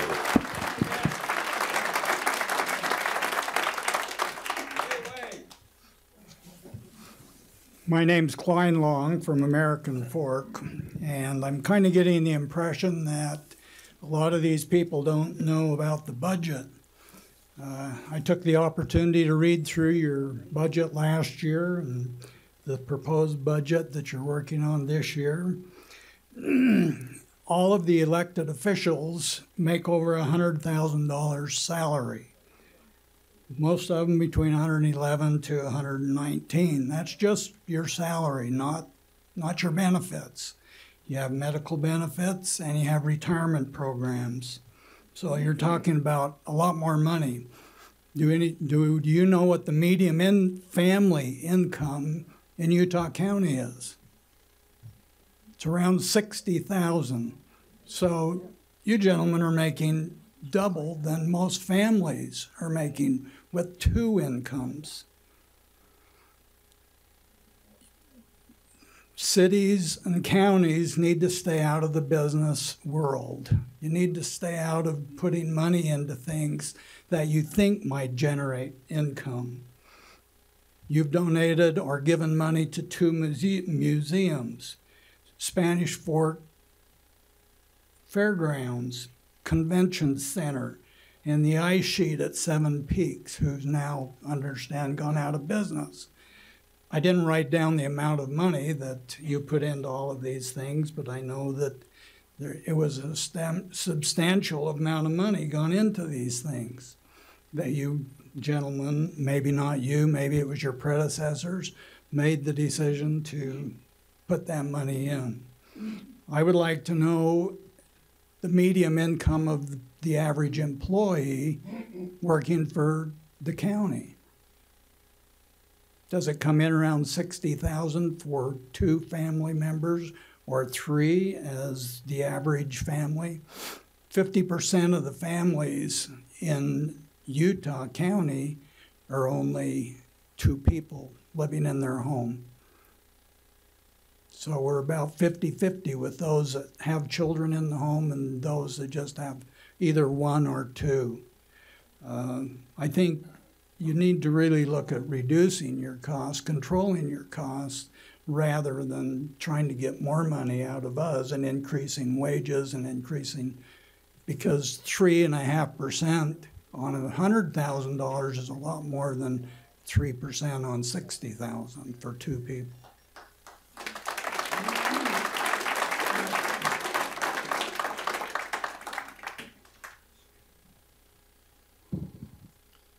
I'm Barry Johnson from Lehigh. Like many, or should I say most folks in this room, are in Utah County, I struggle. I struggle to make ends meet. Like most of the people in this room, I'm on a fixed income. I served my country in the Navy for 20 years. I get a little bit of a pension out of that. It's not much. I served my county. I was in Salt Lake County at the time, but I served my county for 10 years. I get a little bit of a pension out of that, and it's really not much. I collect pensions from both the military and Utah State, and along with my socialized insecurity. I'm making enough that I'm not living in poverty.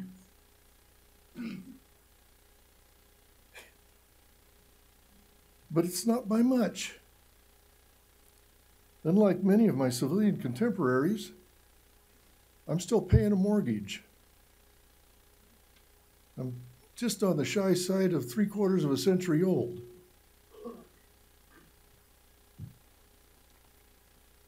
It's not working. And now here I am with a notice that you want $23.23 more of my hard-earned dollars. Granted, that's not very much. I could almost take the girl that I'm married to out to dinner on that.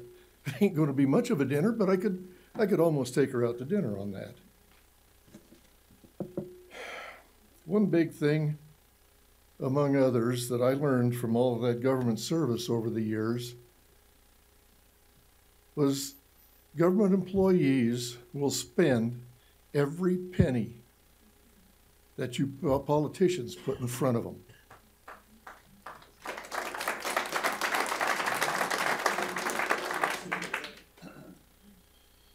I propose that instead of you pulling that $23.23 out of my paycheck, which is not very much of a paycheck, with your taxing powers,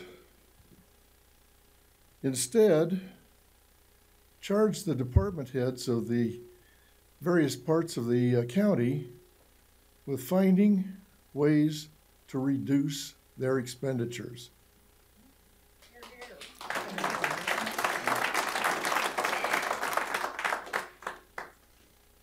Being a former county employee, I know how county employees work. A goodly portion of them, you'll find that they're probably spending upwards of two or more hours of their workday doing nothing.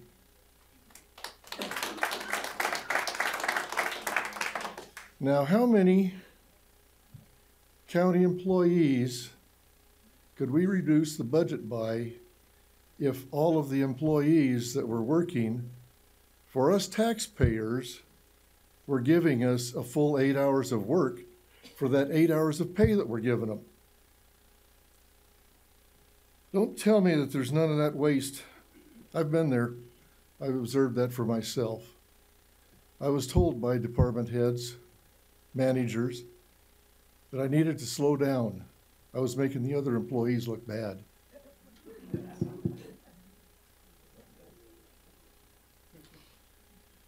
I don't like spinning my wheels.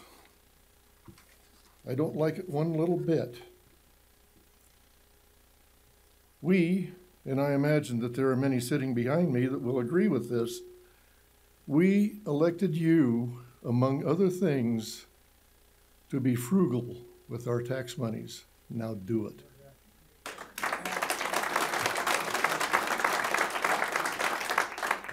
I imagine this may be difficult for you to do.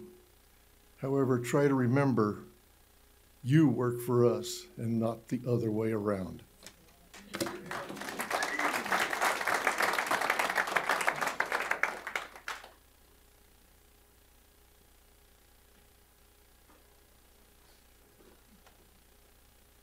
My name's Sharon Mehmet. I live in Provo, and I also applaud how many people there are, but also want to recognize that there are a lot of people who couldn't come because of scheduling events, and they aren't here. But they aren't being paid to be here, and I'll just leave it at that. I had a couple of questions. I understand that you're not going to comment because tonight, I'm afraid tonight isn't even that night. Because as I look at the agenda, it talks about the September 25th meeting, which I didn't get a postcard for, the September 25th meeting, which is what it looks like is where this was all discussed by the commissioners. So possibly you've covered what you really need this money for. I appreciate the gentleman's comment about a statement of use proceeds, because I don't see it. I consider myself fairly involved in city politics, and I'm a volunteer and spend a lot of time on this. And I don't know where I could have looked this up. This cute postcard that came says nothing about a website I could go to visit. It has a phone number I could call for more information that frankly nobody answers. I appreciate your assistant, Mr. Lee, calling back and at least speaking to me for a few minutes, but I don't feel like that's the process this should have been. I feel like there should have been a process where I could have gone to a website or gotten an, what do I want to say, without biased opinion of what was happening tonight, actual information, not bias about one way or the other, what this was happening tonight.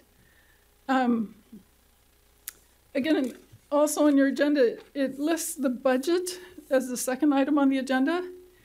And I'm concerned that what I've heard and again, I have to do that by hearsay because I couldn't look anything up, is that the 2019 budget that you're going to discuss next doesn't have this tax increase in those numbers. So again, I don't see what the money is going to be used for. Provo City, which has a much smaller budget, I'm guessing, again, hearsay, but still large budgets that you're both working with. But when they do this in June, they do it for months. They actually start in May. The public is made aware. We're given emails that we can look things up, links where we can go to see where the tax dollars actually come from and where they go to. They even go to the trouble of including some of your information so we know our property taxes don't go to city as much as the county and the school district. We've got none of that from this. And so I guess my comment mostly is I'm frustrated by the process. Mr. Ivey, you talked about leaving the certified rate the same, but I don't understand what that means because what's on this postcard is not the same two numbers. You talked about that you've been budgeting for excess. Well, if there's excess, why do we need this huge of an increase? I think that's all my comments. I think we need to improve the process, which isn't necessarily your jobs to do that. Your staff needs to work on that, maybe, or maybe you need to direct your staff to do that. I don't know where this breakdown has come, but this is a huge breakdown in my opinion, because Provo City has proved that we do approve tax increases minimally when they can be justified to us. We just proved it with the bond election. I know that's not the same process, but maybe it should be. Thanks.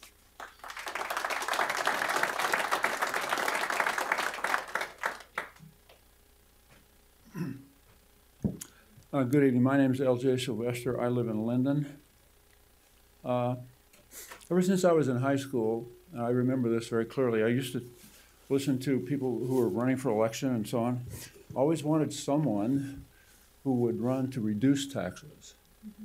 That's very, I don't know if I've ever heard that. I think President Bush, the one who's now in Lying Estate, suggested once that he would not increase taxes, read my lips and so on, but he violated that later on in his career as president.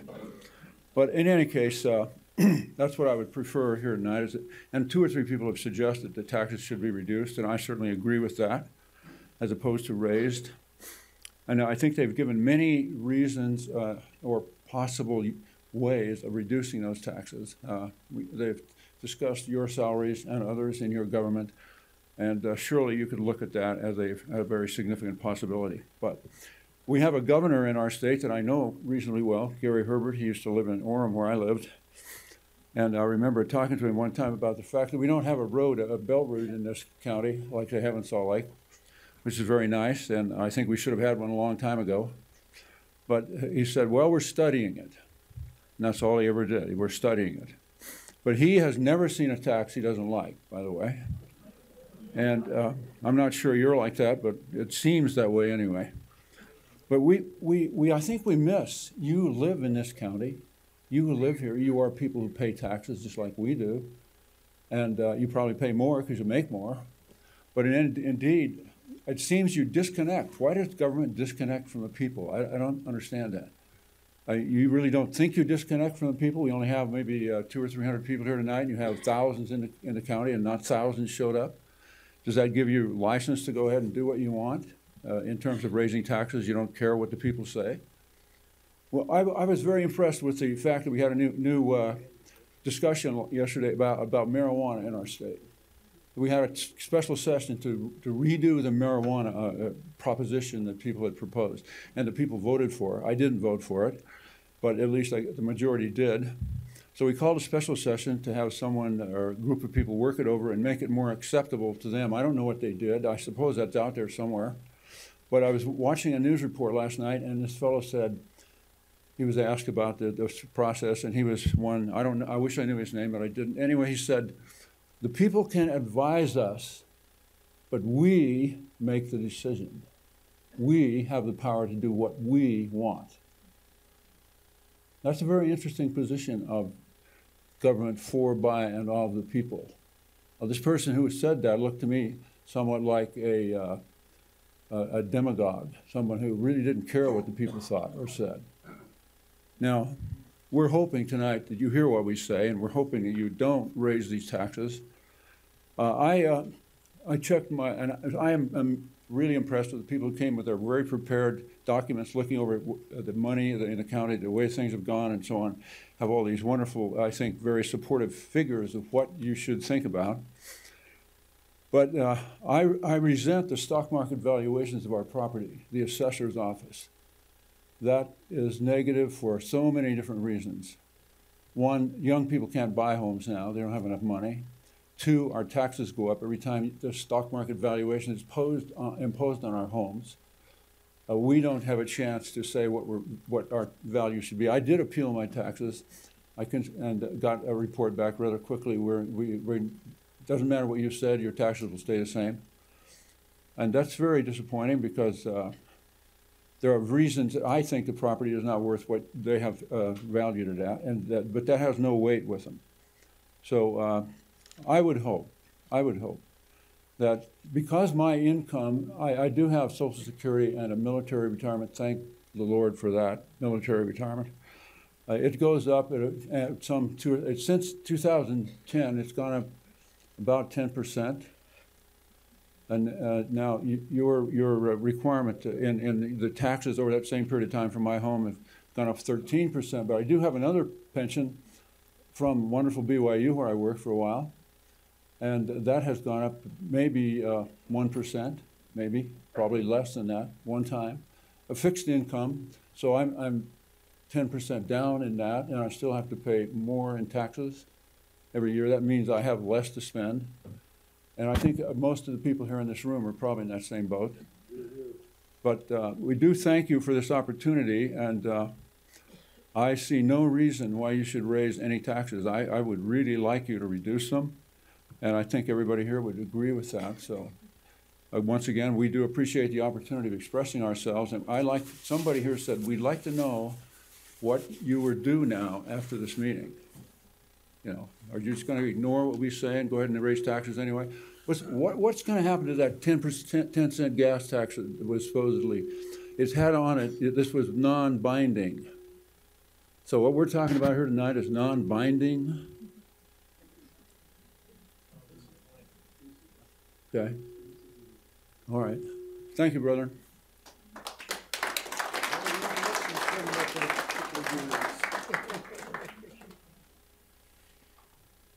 I want to thank everybody who came out tonight. This has been more enjoyable than watching Jim Gaffigan on YouTube. A year and a half ago, my name is Murray and I'm from Linden. A year and a half ago, I bought a Subaru Forester. That car is the most miserable piece of garbage I've ever purchased because it's broken down twice. My goal was to convince one person not to buy a Subaru Forester. I did. I succeeded. It was a small victory. Does it matter to Subaru? No. But it was a small victory for me. My brother wanted to move his business here. Because of the high taxes, the potential of income or the potential of tax increases, I convinced him not to. I'm estimating over the next 5 years that probably lost you $100,000. Now, if any part of this tax passes, I will do what I can to campaign against against the politicians that vote for this tax. If I can convince a few people not to vote for that candidate, I will consider that a small victory. Thank you.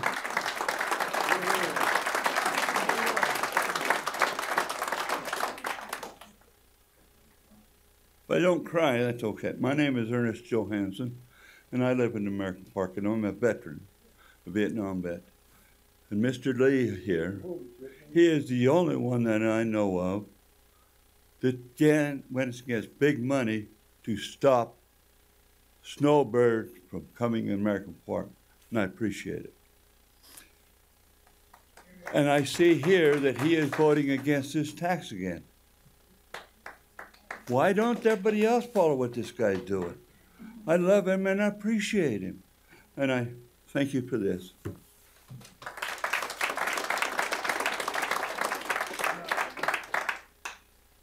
Commissioner Lee for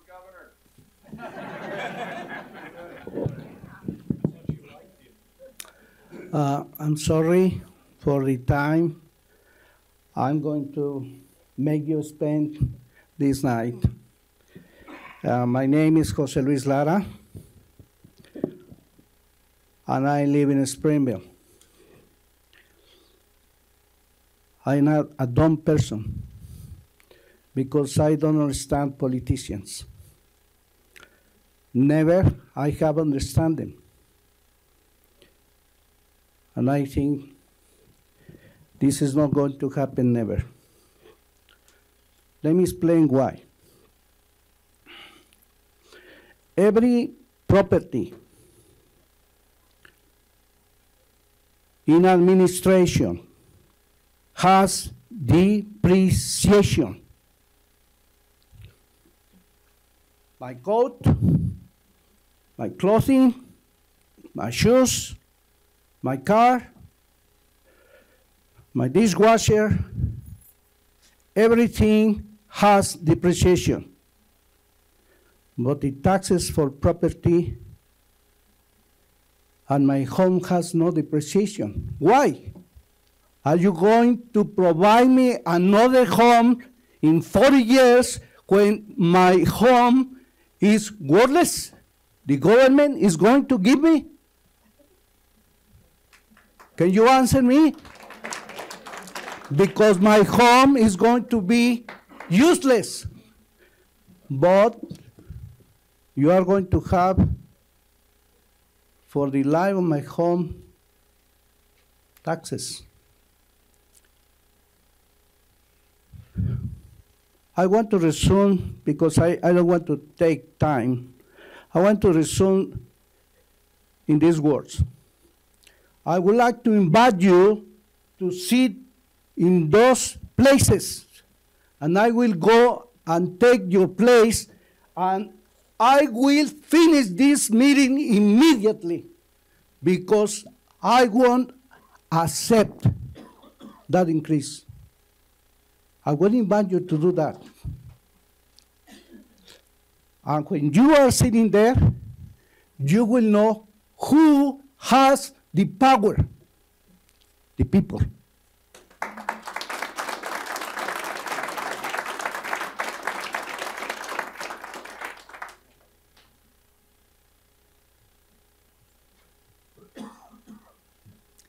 I'm Pam Jones from Provo. I am no stranger to public meetings speaking against tax hikes. And for a change of pace, I would like to address each of the commissioners. Starting with Commissioner-elect Ainge. I think we need to hear from him. Commissioner Lee, I've known you since before you ran for office, and I have never been disappointed in the fact that you have stood up for the people and for the rule of law.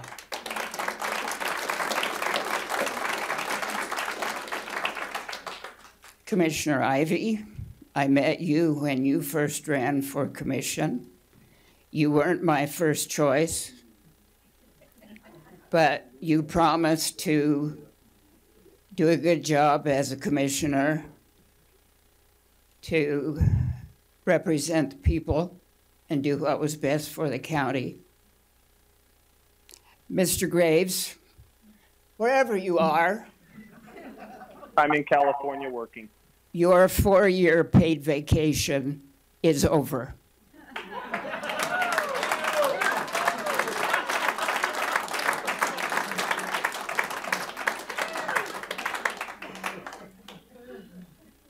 Again, I'd remind the public we would appreciate it if you'd stick to the comments on the public hearing.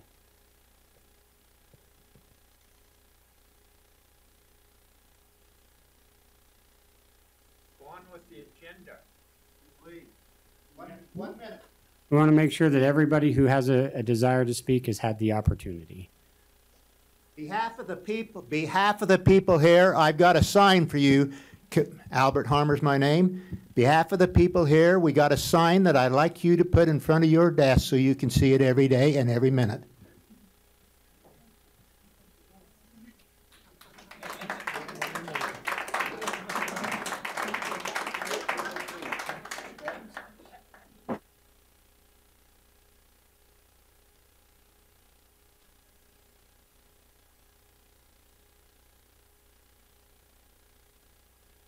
Jr. Thomas Stafford Jr., in case the mic wasn't working there. I want to say thank you for your time, gentlemen. And more importantly, I would like to thank all of the members in the room who served in the military. Thank you for your time, your service, your blood, sweat, and tears for our country.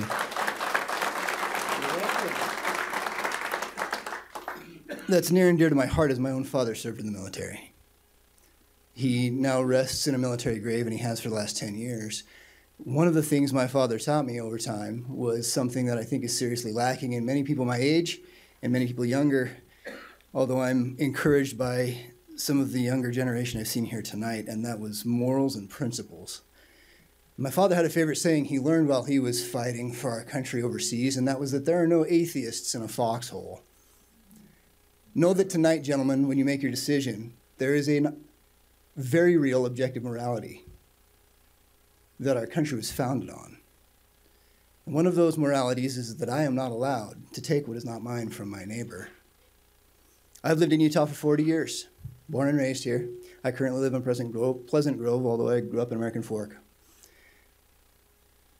If I was to go to any of my neighbors, even though they're some of the most charitable people I know, and take what is not mine by force, I would go to jail for that. Because you sit in a position of authority, that morality does not change, and you do not have the right before God to take from these people what they have earned. Thank you for your time.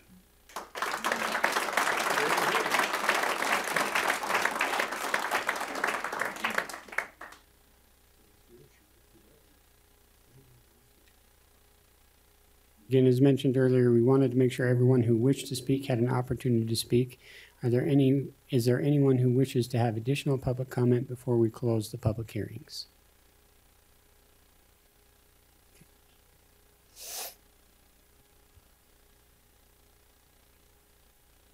I move that the public. Oh, we have someone coming. I'm Jonathan Stevens. I'm from Orem. Thank you for taking the time to listen to us. I don't think that this tax increase is appropriate. I'm not on a fixed income. I'm younger as well. And I don't think that we should do this. Thank you. Thank you.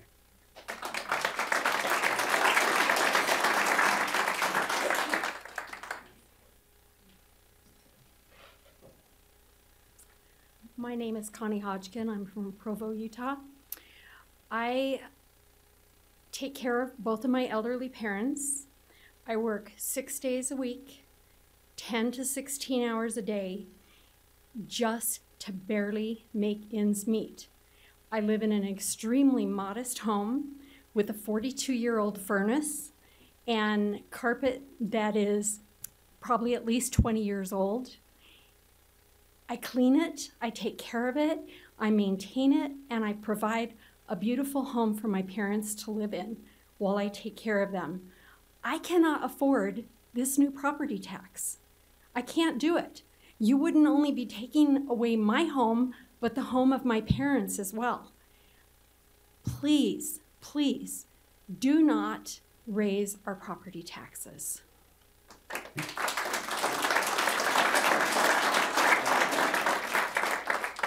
I see. My name is Trevor Kaywood from Springville, Utah. I have seen my property taxes, both for my business and for my home, go up and up, and it is really a burden, and I don't support this property tax increase. A story that I can tell you briefly is a close friend that was in Southern California who had been a professor at a local college, had retired, and he told me that he was having to leave his home because the property taxes exceeded his mortgage. I really don't think that's the model that we want to follow, so I'm opposed to this tax.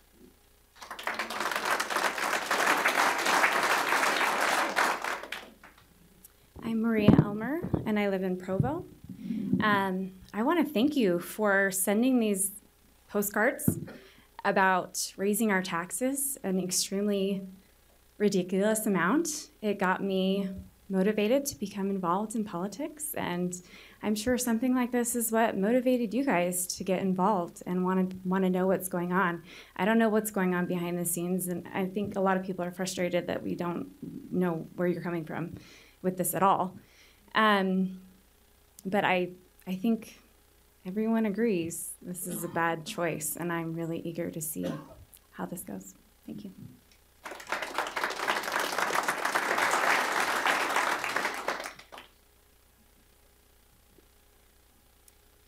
My name is Mary Staub, and I live in Orem.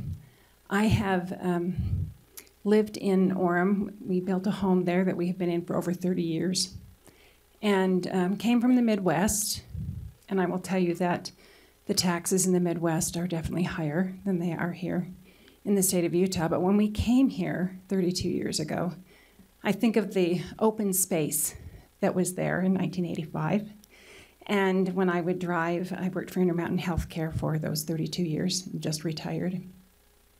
I would drive and look at those open spaces between Lehigh Main Street and around the point of the mountain, and never dreamt that it would become constant buildings from the time I leave my home in North Orem until I would get to Salt Lake. And I know that our governor has been very proud to bring in all of the businesses that he has. We hear on the news when Adobe comes in and when Facebook and other big, large companies come in, and I see all of those wonderful buildings. And I know that there's been enticements to those businesses to come and reductions in taxes for those businesses to come to our state.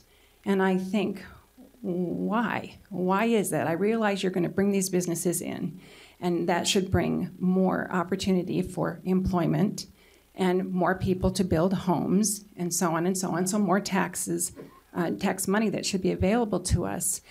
That's what I don't understand, is it seems like those that maybe could afford to pay, businesses and large businesses, not the small community businesses, but these large businesses should be able to help offset the costs.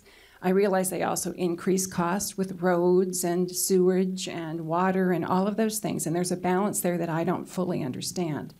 But I know that the value that we're now being proposed to be charged is exorbitant for what we've seen, the growth, and what the additional money should be available to the county for the services that you need to provide. I really would request that you reconsider the tax burden that you're suggesting.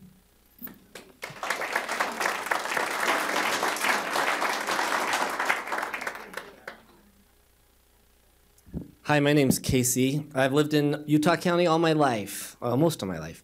And I own a few pieces of property. I'm a small business owner and own a few pieces of property here. I really struggle with unnecessary spending. I really struggle with that.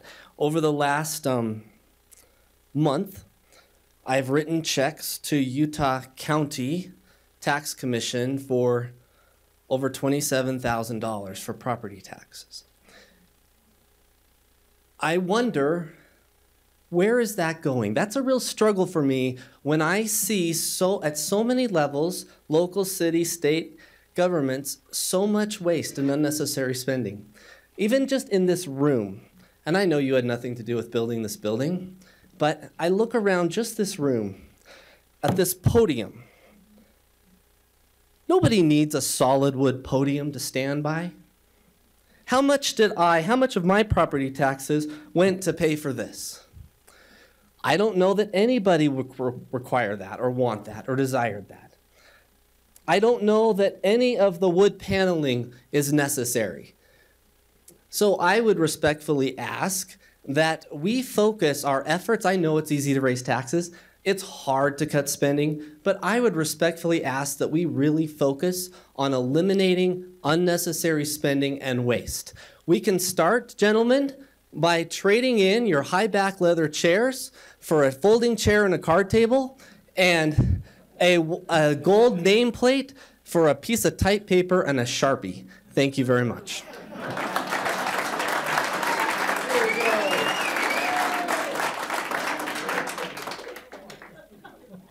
This building's 33 years old. This amenity was created 34 years ago. My name is Gail Warren. I'm from Mapleton. And we've been in our home for 20-something years in Mapleton. And it was our dream home. And I told my daughter first of the year, if our taxes keep going up, we're not going to be able to stay here. And it's real close, you know. It's not right. Also, secondly, I inherited a piece of property from my father, and it happened to have a tower on it, like the lady before me. My property taxes went from, they were in the Greenbelt, from $70 a year to $2,700 a year. I went in across the hall here. The gentleman helped me through it, answered my questions. And I asked him, why? Why are you doing this all of a sudden? He said, because we can. We found this extra place that we can tax y'all. So there you go. It's not right. Just because you can doesn't mean you should. Please don't vote no, please.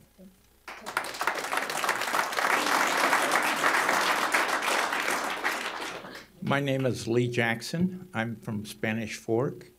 I would ask the group here, does anyone have a story?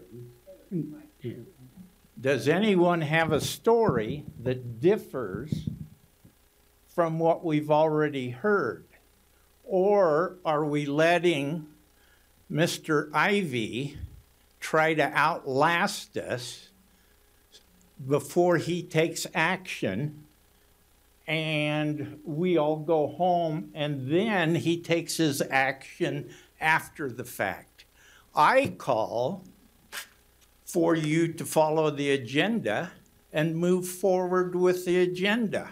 All in favor, raise your hand. Mr. Ivy, we're your citizens. There you are. And I will conduct the meeting, as I mentioned at the beginning, giving everybody who has a desire to speak the opportunity. When I feel that everyone who has a desire to speak has expressed their opinion, I will close the public hearing and move on with the agenda. I believe Thank you. you're snowballing. Well, you can believe what you would like. I've explained my position. Is there any additional public comment?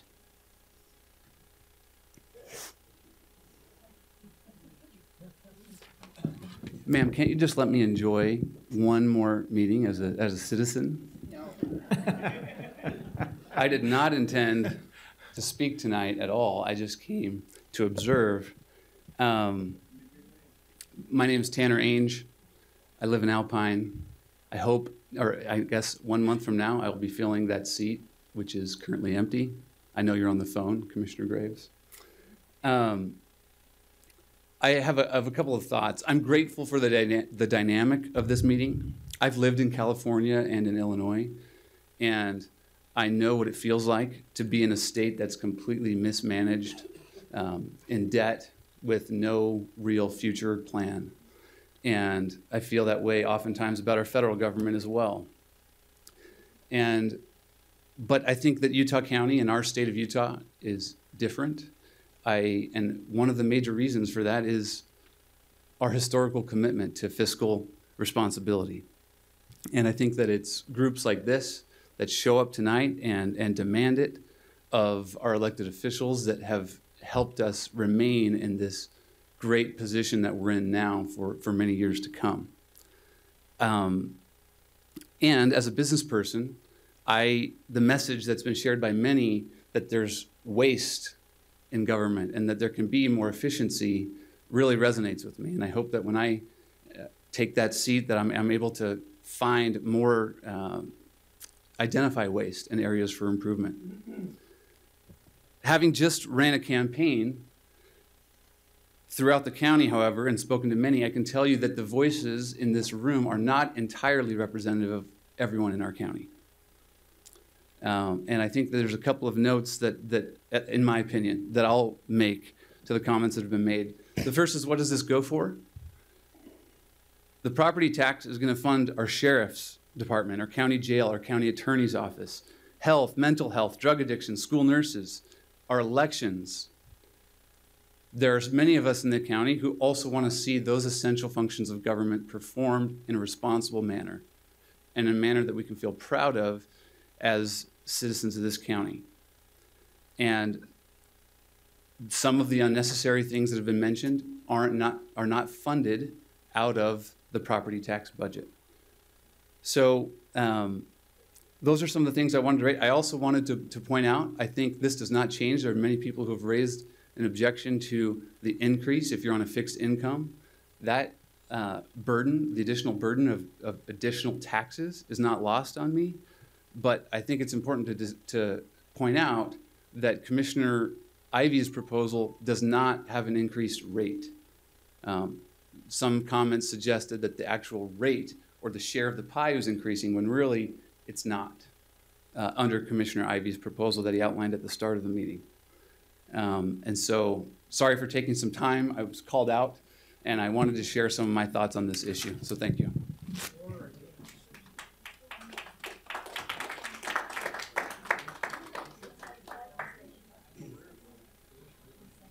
Andrew Jackson from Orem. I'll be really quick. I just want to say thank you so much for doing this, and I know you're getting a lot of the brunt of a lot of people's frustration just because of the position that you're in, as well as what the Truth in Taxation hearings require you to do, and a lot of things that you're doing tonight are required by state law, and you're following that. And so I appreciate you doing that and doing that in the rule of law that's established, and just appreciate your time and your service that you've put here and put yourself in this position to get a lot of hatred. And I just want to say thank you for all you do. And I'm sure that you'll explain what future Commissioner Ainge talked about the pie and the Truth in Taxation, that when property values increase, the tax rate has to go down so there's not a windfall based off of increased values. So I just want to say thank you.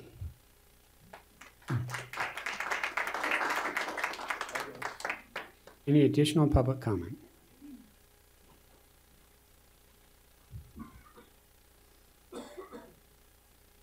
Brigham Morgan again. I apologize. I've been biting my tongue this whole time, but I just need to share two experiences that reflect, I think, an attitude that is developing in the county that is reflected in this desire for a tax hike. I appealed my property valuation this year. I was sitting in the Board of Equalization office, and I could overhear the individual before me appealing his taxes. And the comment was made by the county representative, if you can't afford the taxes, sell your property. I went into my hearing, second experience. I had a certified, professionally paid for, approved and accepted by financial institutions appraisal of my property. Less than 6 months. It met all county requirements. And the county representative summarily dismissed my appraisal, said it was invalid, said she didn't like it, and assessed my property 265% the appraised value. That is the attitude that is developing in the county offices right now. And that is the attitude that is being supported by these requests for tax hikes. It's up to the commission to set the standard and to set the attitude that you work for the citizens, and that the county does not have the right to bully or take or force the citizens to their own way of thinking. Thank you.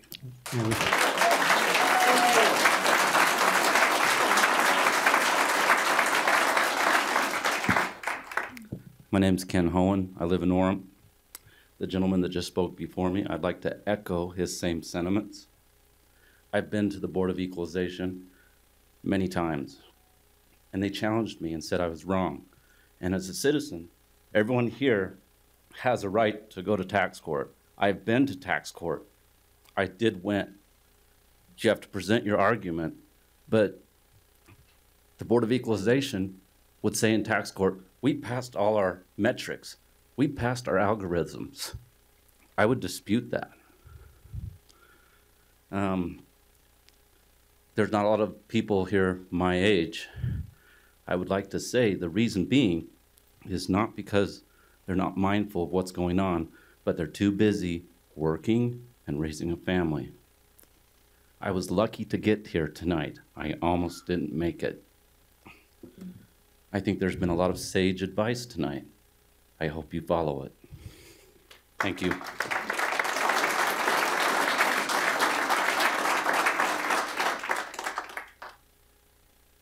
Right. Any additional public comment? Okay, seeing no additional public comment, we will then go ahead and close the public hearings and move to our regular agenda items. The first regular agenda item is to approve and adopt a resolution authorizing the collection of additional ad valorem tax revenue resulting in levying a tax rate in excess of the certified tax rate for 2019 for Utah County. We did them both at the same time. We opened up both hearings at the same time. Yeah, we did both hearings at the same time. So just a clarification there.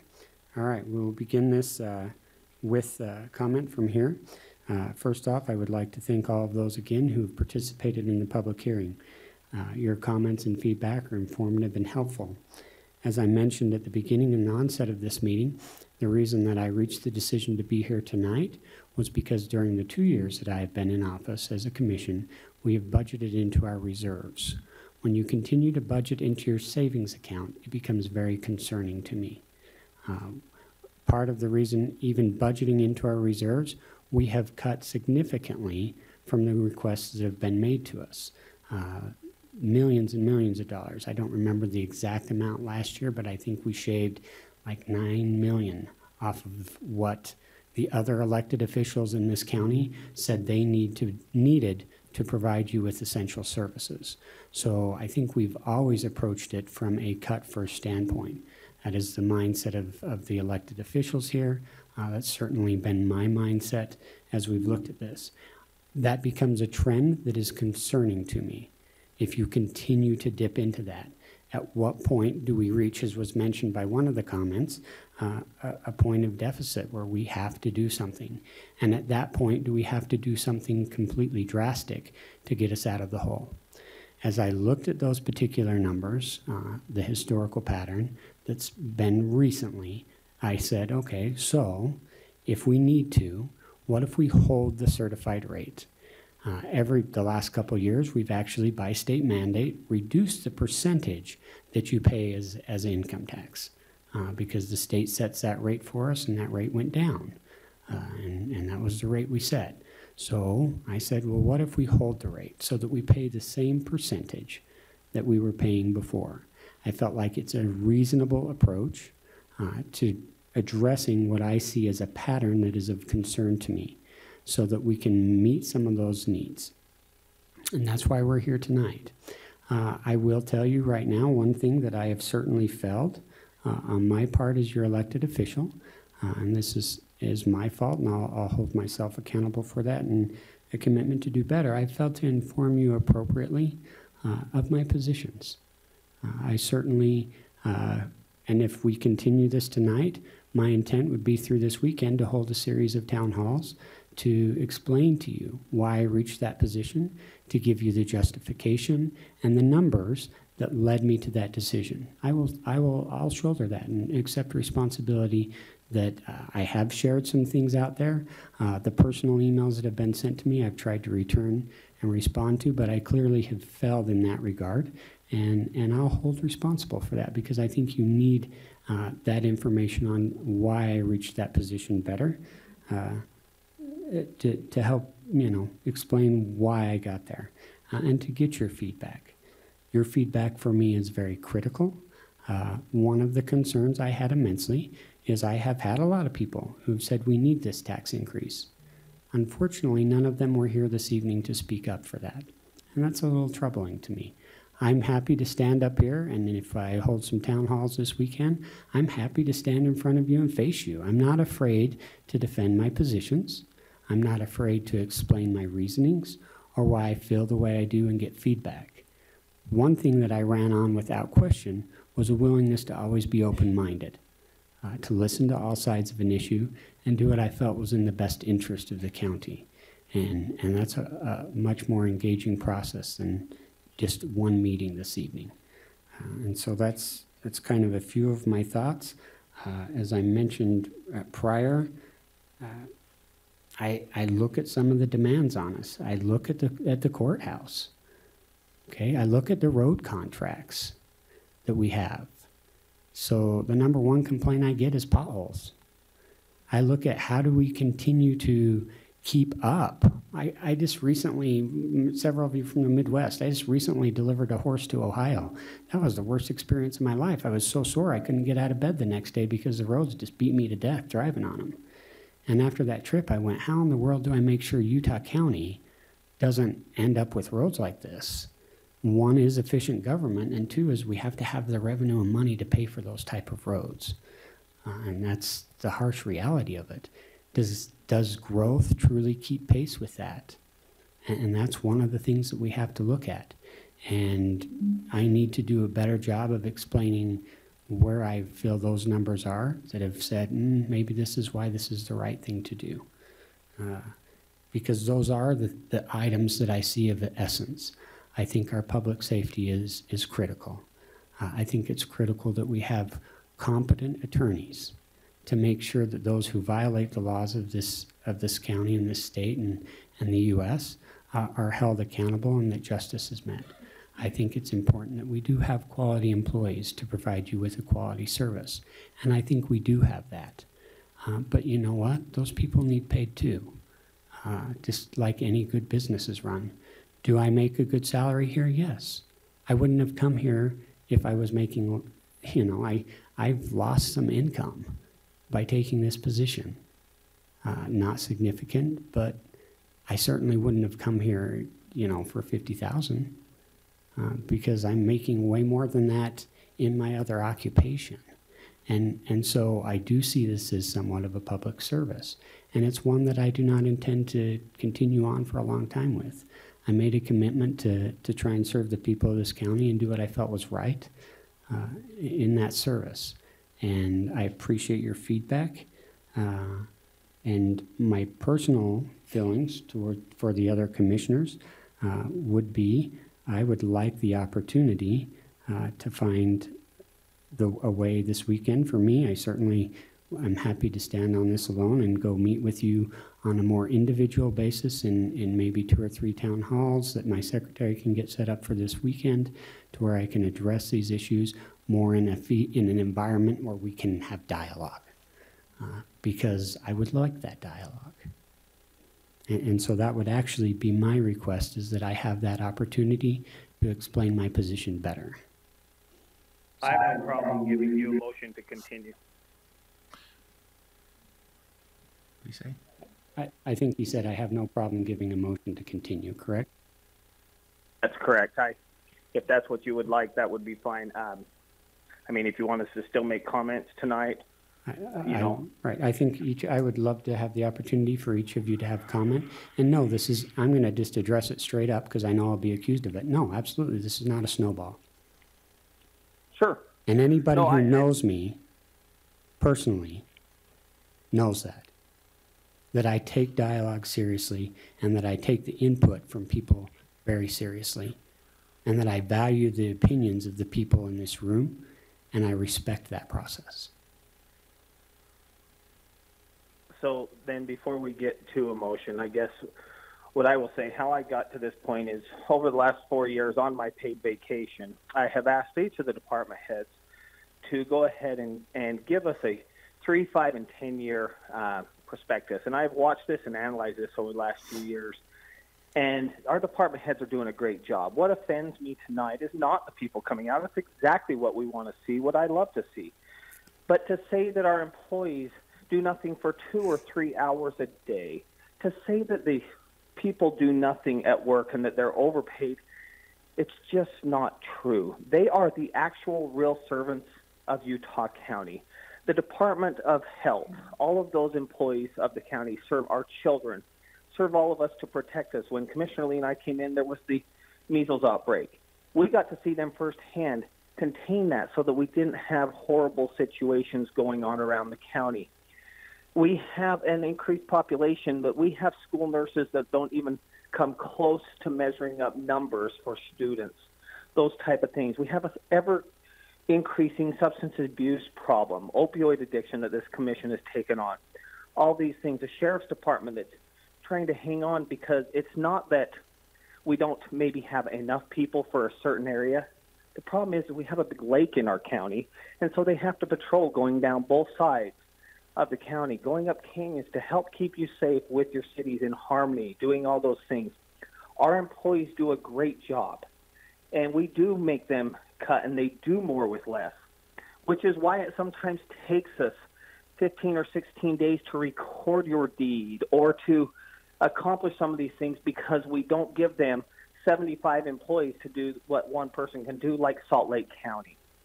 I'd like to address one of the earlier comments when we talked about, and I apologize, I didn't know the gentleman's name, when he talked about the $1.3 billion, billion with a B, of surplus. You know what? I agree. Our state and our governor loves every tax. But let me tell you what has happened every year since Commissioner Lee and I came in. The state has passed on mandates to this county and stuck us with the bill, and then changed the rules on us, even last year. And the year before, they come, after we get our budget done, they make commitments with this $1.3 billion surplus and stick it to us and tell us, by the way, we're cutting you $250,000. Or, by the way, we are adding a court and you will pay $300,000 more. Oh, and by the way, we are one of only 2 states in the union, one of only 2 states that do not fund for our underprivileged defendants.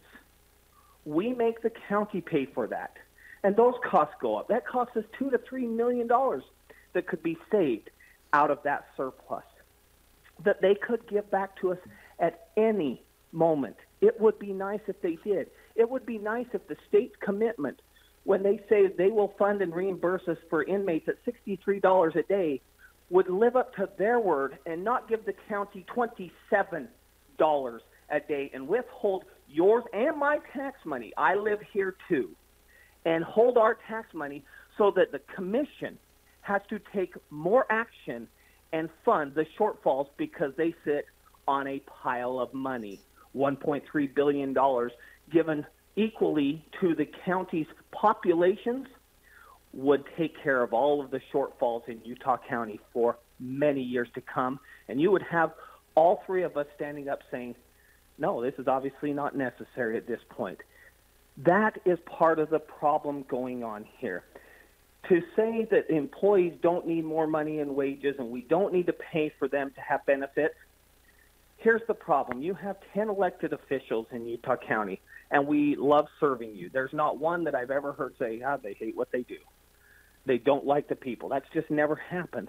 But the reality is it's those 1,000 people plus temps that take care and serve you, that plow your roads, that help you when you come in. Yeah, do we all sometimes make mistakes? Yes, we're all people. But at the end of the day, they have to pay to live too. And Commissioner Lee will tell you, because he has been one of the strongest advocates for all of our employees that don't have a livable wage. More than half of the county employees that serve you daily in the stuff that you would see make far less than $50,000. That's why COLAs exist. The problem is what we're used to in government is COLAs being used as raises. That's not what's going on here. We have scrutinized this thing using all sorts of data, and the commission's gone back and forth 2 or 3 times. COLA is because whatever the industry is for your area, it helps you to maintain your current pay status so that you can continue to put the same food on your table. We have asked as a commission that we have in our COLA policy that also when it goes down, that our COLA and our employees take a decrease. It works both ways, and that's the Utah County way. My final thing is not going to make anybody happy that's in that room, and I apologize, but I think it needs to be said, and I think gladly Commissioner soon-to-be Ainge will get to represent you as well. He pointed out one glaring thing. Every tax that dealt with property increases in Utah County on the ballot this year and every year that I've been in office have passed overwhelmingly. So even though I don't maybe vote for the bond in Nebo School District in which I live, or in Alpine where some of you live, the reality is the majority of my residents and my neighbors don't feel the same as I do. And so for us to sit there and say we speak for everybody, that's harsh, because we only speak for ourselves. And we as a commission try never to speak for all of you. We know we represent you, and we hope we do it right. And I know many of you in there, Pam, I'm sorry. I'm sorry for whatever I've done to offend you. But I've always appreciated you and everyone and all of your comments. I'm sorry that I came down here to work and I'm not in person. You know, I'm sorry that you feel all that way, because what I know about Utah County is everybody here is passionate and wants the same things going forward. Well, then we need to be a civil society and have disagreements and educate ourselves and stay engaged in the process. I would like to thank Commissioner Ivey for his vote when he gave it to me to put on there this crazy high tax increase percentage and dollar amount. And the reason he followed me down is if you go back and watch the YouTube, you will see all three commissioners commit and say, we know this is not the amount. But in order to have the discussion, I did hold my ground. I wanted that rate to stay on there so that you would all show up, because I think it's so important for everybody to hear every opinion.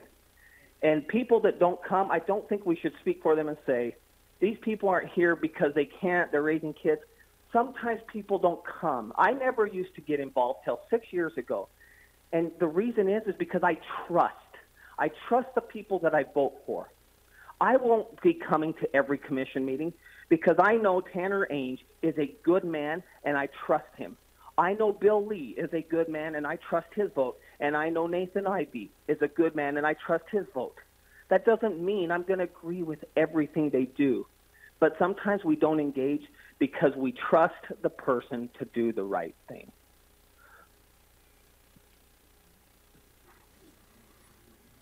My turn?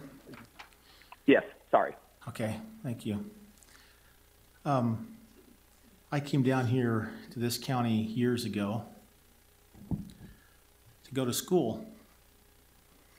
It's from Davis County, and married my wife here, and we found out a little secret that we didn't know before. My wife was from Oregon. She frankly decided when she came to school she didn't want to live here. She thought it'd be better to live outside the state, but after we'd stayed here and started to raise our family, we believed in what I call the Utah County way. And the Utah County way is a different way. And sometimes around the state, Utah County gets a bad mark for that. I call it a victory, but a lot of people will say, oh, yeah, Utah County again. And I'm like, because I don't want to be like Salt Lake County. I don't want to be like some other county. I don't try to pattern what I do or what I think after that. I came down here and found a jewel that I think is worth preserving and do things different. And so along with that, there were some comments I wanted to address, because I have spent a lot of time in this since this was passed, in looking at our budgets, looking at not just our expenses, but we look at our revenues. You have to look at both sides of the equation on this to find out what's going on. Went back historically to see what was going on historically and where we are at and where we came from, and then have a projection into the future. And so one of the things I did historically, going back and look, because I heard this over and over, and that was that we haven't had a property tax increase since 1984. There's some truth in that, but there's also not. So the truth is that we have not gone through this kind of a meeting in Truth and Taxation since 1984. But we have had adjustments that the state legislature has given us to adjust, and we've had an inflationary measures in which we've seen growth. And for instance, I'm going to put it this way. In 1984, for your information, the county collected $7 million in property tax. In 2019, we're projecting that we're going to collect $35 million in property tax. Now, for me, that's growth. There's growth that happens from $7 million to 35. So when I look at that and I see that, yeah, we are moving, and then I go to what are looking at for our budgets now this year and our projections for what we're projecting, and you've probably heard or seen, because I've seen it out there on Facebook as well, that we're projecting that we're going to have a $7 million increase in revenue. Now, revenue is not necessarily all just property tax. There's others in there, sales tax and so forth. But we're projecting a $7 million increase in our revenues side of the equation for 2019. But let me tell you this, how we do budgeting. Budgeting is such a thing that when we look at the projections, it would be foolish of us as a county to take our past and apply it to the future and say that we're going to get exactly what happened in this year for next year. Our projections for 2019, $7 million is conservative because you have to budget on a conservative level. You can't budget all the way to the end. So when I talked with our budget officer about that, I wanted her to give me a little bit more insight into where we possibly could wind up, possibly, if things stayed the same as they were this year. It's going to be closer to $10 million, possibly. Now, again, budgets are projections which we go through.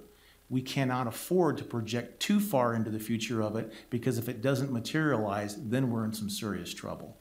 But along with that, and I've heard this said over and over, and I find this very, for me, it's a sacred saying: the power to tax is the power to destroy.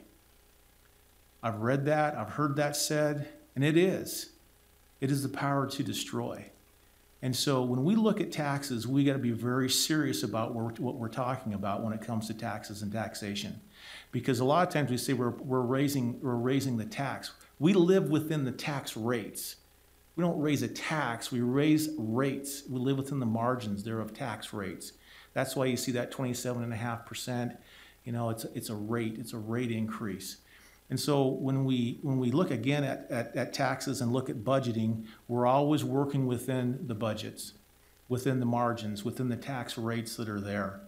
As you know, as mentioned, and I think that on a kind of a common sense base, if we were to freeze that, when I heard that, freeze that rate, the certified rate, freezing the certified rate, because if you don't understand what that means, and I'll try to explain it just simply, on our property tax, there's a certified rate that Utah County is guaranteed to get on property taxes. There's the certified rate. Let's just call it $30 million. That certified rate is frozen at that level so that when we have ups and downs in economies, the government doesn't go through ups and downs. It's a guaranteed amount that comes in on a certified rate. So freezing a certified rate and then increasing the growth that comes into the county gives more money. So therefore freezing that rate instead of letting it go down, because now your tax base is expanded, that's where you get the increase. To do that, it's projected that it'd be $1.7 million to freeze that certified rate. So remember that number, 1.7. Because when we look at what is in the budget, the tentative budget, and also look at what is possible, because we are talking about the budget. We closed both hearings on that. There's about a $2.7 million, and I'll call it potential wage adjustment. That can be a COLA, that can be an adjustment in some form or fashion, and there's probably other projects in there for $1 million that over and above our tentative budget that maybe feel reconciled that we should be able to do something about that. That's $3.5 million. Freezing the certified rate will not get us to $3.5 million. It will not. We'll have to go above if that's the end, if that's the goal. My fear in looking at that, though, is that if this is a one-time shot, then you have to look at it next year. It goes on and on. Freezing that rate starts the base over, and so this tax rate does go on unless it's lowered, which you don't have to do with a truth and taxation meeting. We can just lower the rate. I get that. But as we look at budgets again, for me, I have to look at a budget, especially government budgets, over long periods of time. And I can't just look at siloed periods of time, even if it's 3 or 4 years. Because have we had a collision? We have had a collision when it comes to our revenue and our expenses. But thank goodness, over the years, we do something in this county, and we've been doing it for a long time, and we do have a surplus. Because budgets go like this. All budgets go like this. They move back and forth. They hit flat spots. In our reserves, we have $24 million in our reserves. Some of those reserves we have to pull out because it's state mandated that we have a certain percentage that's in there that stays in there that we can't touch. There are other things that are capital, our recapitalization of vehicles and so forth that we put in there. So you pull that out. There's $16 million, $16.5 million in our reserves right now for us to use that's unassigned. And so when I look at budgets, and again, I'm going to go back to our budget. If we were to pass our tentative budget at $90 million, which has been proposed, if we were to increase and say, okay, the COLA or the wage adjustment is at 2.7, and we have another $1 million or so with other projects that need to be funded, and that would put us up at 93.7. We're going to say, okay, our revenues are off. Our revenues are off because we're bringing in $86 million. But if our projections are possibly right, we'll make up that 86 to 90 million with revenue that we're accounting for on a conservative basis. That means the extra $3.7 million is sitting out there with coming out of our reserves, which we don't. We'd like to be building on the reserves, not just taking away from the reserves. But every year, we also turn money back, unfilled positions. Millions of dollars are turned back every single year.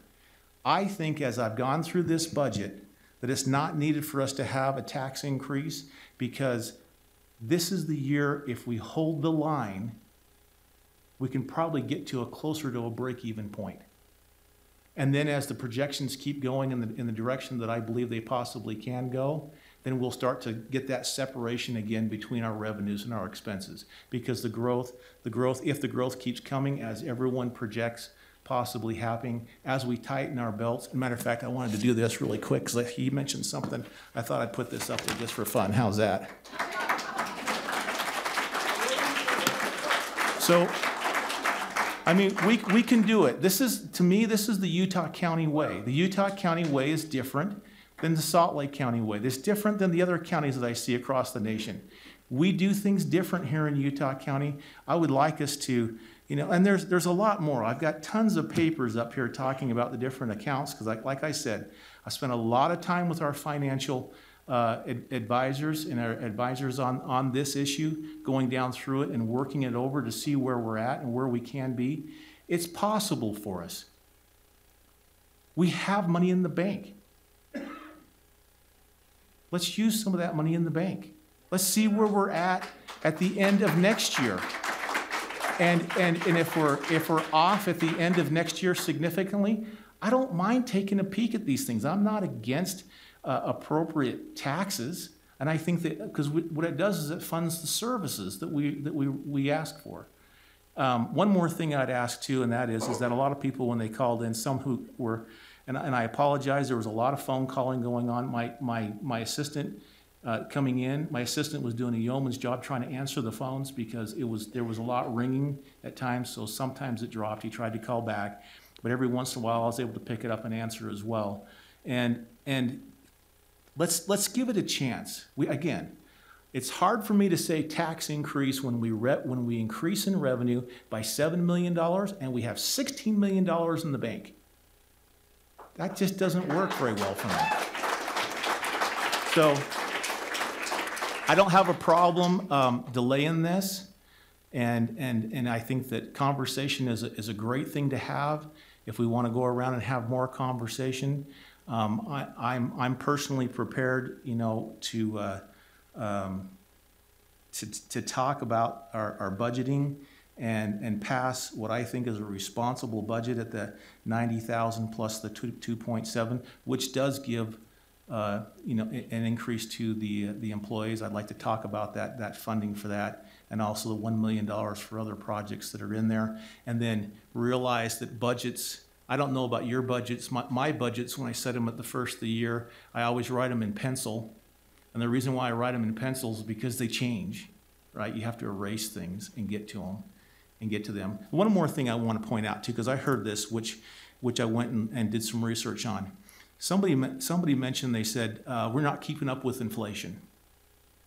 If the budgets kept up with inflation, it'd be a whole different story. So I went to my financial officers and I said, you know, I want a 10-year look back. Let's look back at the last 10 years based off of inflation to see where we're at. Are we that far off? Are we falling down on the backside? So she figured it out for us. She went down through it and looked at it, and she did it. She did it this way whenever we're talking about looking at you know, the western states. We took LA out because they're larger. The larger cities we took out. We tried to get it down to where we're actually just looking at the West and looking at comparables for us. And out of the last 10 years, we had 2 years that we didn't keep up with inflation in the way of growth in our county budgets. And those 2 years, when you go to add up the entire column, we're keeping up with inflation. We have been keeping up with inflation. We have not been sliding backwards on there. I do want to, let's see, there was another thing. I wanted to talk about this notion that we are the lowest taxed in the state. Again, it's partially true. It's true that the Utah County portion of the property tax is the lowest in the state. That's true. If you compare that around with all the rest of the counties, our Utah County portion is the lowest. I take that as a badge of honor. I think that's fantastic that we keep that as low as possible. Not that it can't be adjusted, but I take that as a badge of honor. Second, I don't know about you, but when I write a check for taxes, I don't write a check to the school district. I don't write a check to the city. I don't write a check to Utah County. I don't write a check to the special service districts or Service 9 or whatever the case may be. I write one single check, and that's usually at the very bottom line. That tax rate that we have at the very bottom line, we are not the lowest in the state in being taxed. It's the Utah County portion that is the lowest. So there are others, even in the first class and the second class, we are third. So again, I want to put that out there that we're not overall, we're not the lowest. We are the lowest when it comes to taxes for the Utah County side, for a county portion of the pie. We're not getting less because the others are growing. We're holding that portion that we have.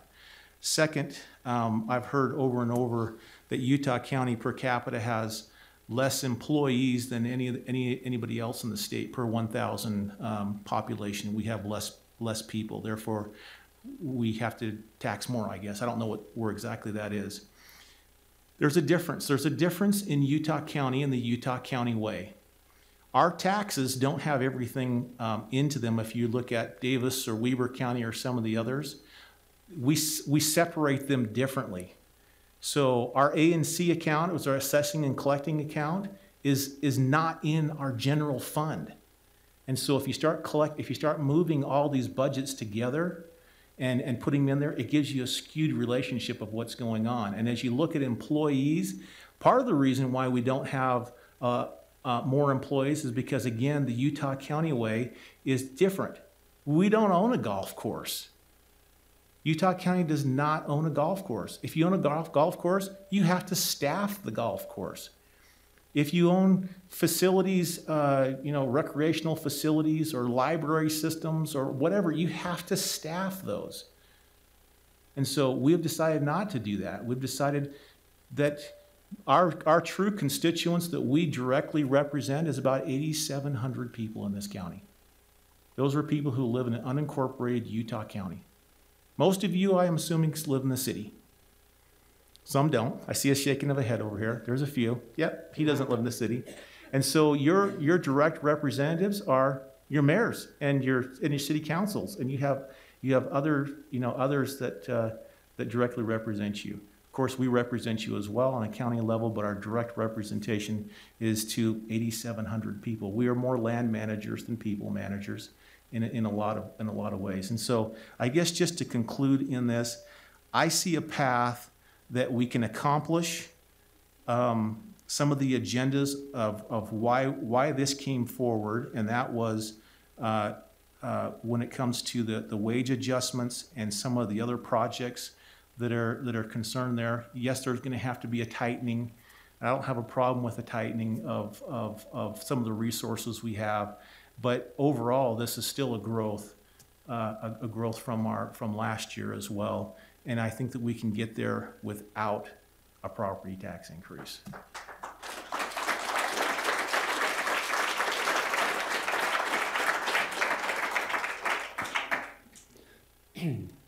Okay, I believe that probably concludes the comment from the bench. At this point in time, I would entertain a motion. It sounds like there is a desire, I know, as I expressed, for continuance, because I would like to have those town halls and conversations. That's fair. For those of you who are questioning, I'd happy to show you my text that I did send to my secretary, telling her first thing in the morning she needs them scheduled and booked. Those will be, as soon as she has those done, posted on my social media sites, and I will try and send out a large email through my private email. I will not be using county resources to do these. So this will be done on any of the promotion of these, and the hosting of them will be done by me on my own dime, not by county resources to advocate for my personal position.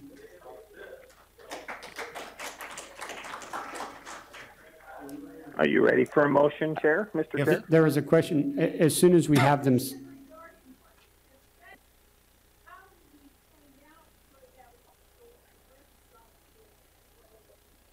That's a great question. I have several social media accounts. I have a Facebook page, I have a Twitter account, and I have a large email chain that I will send out.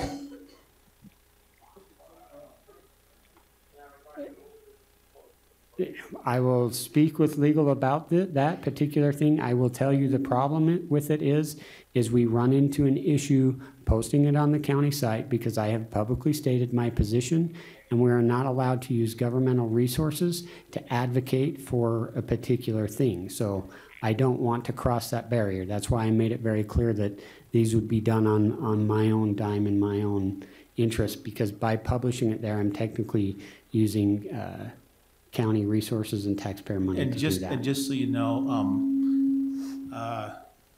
we can't have two commissioners at a meeting like that, just because this is on an agenda. So I would not be able to be there. Of course, if you'd like to contact me or come visit me, you certainly can in my office. My offices are here. How do we get on your email? So I'll give it out right now. So that email that it will come from is nathan@nathanivy.com. And then my Facebook page please don't send me tons of personal requests, because I probably won't accept them. But my official public page is Nathan Ivy, I believe it's Utah County Commissioner. So if you search that on Facebook, or my Twitter handle is @IvyNathan. So those would be the three most effective methods. Yes. Just to have a kind of a big picture here, what's going to happen? I mean, I'm sorry, what?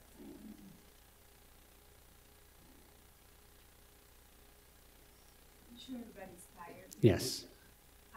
We're tired, but we're not restless. We want to know what's going to happen. So if you could please give us, I know you're going to hold these town meetings, and some of us will be notified, but what is the course of this? I mean, what's going to happen at the town if Commissioner Bill Lee cannot attend. I mean, I'm trying to picture here. I mean, you said that none of us here are in favor of a tax hike. You said that you feel that the people that are in favor are not represented and they did not come. To me, that's a little bit unbelievable, because if you are for this type, I mean, even though the postcard was small, it got to everyone. So if anybody was in favor of this, they would have come here today. And I love this country and I love the democracy. As I mentioned before, you know where I come from. But I've been here for 30 years and I'm staying here, but I am, like I said before, I want clarity. And right now I know we're tired, but if you could please just in detail tell us kind of as much as you can what's going to happen, because for me it's so hard to believe that I feel like these town halls are more kind of like, okay, let's go find the ones that are for this tax hike. And here, there's so many people here that we've taken time of our schedules to be here, and I would appreciate honesty at this time. I mean, what's the purpose of these town hall meetings? I mean, all these people here, we stand for something, and I feel like it's kind of not fair to us. I would appreciate that. Thank you. You bet. So in relationship to the process, one of the number one things that I heard through tonight's meeting was a failure to inform or an understanding of why this was proposed. And when I make that comment, I see a lot of head shaking. So I want the opportunity to in a dialogue setting, explain it. And I would love for everyone who's been here this evening, if you'd like to come so we can have that actual dialogue, because believe it or not, it is frustrating for me to just have to sit here and listen and not be able to have that dialogue. So that's why I asked the other two commissioners for the continuance. If that continuance passes, which I anticipate it will, this would be continued probably to our Tuesday meeting, at which point in time we will have additional discussion and probably vote. Can I add on to that a little bit? The three of us. So we already know that two of you are against for hiking your taxes. Well, there's for a little bit more clarification on there, I just wanted to back up a little bit. So if this is moved till next Tuesday, and I'm assuming would move both of the meetings plus the public hearings as well, because we have to keep them intact, I believe, right, Dave? No, we can close the public hearing. Okay, so we'll just move those two to next week without public comment. But what will happen on the tax rate? Let's go through the assumptions of what might happen.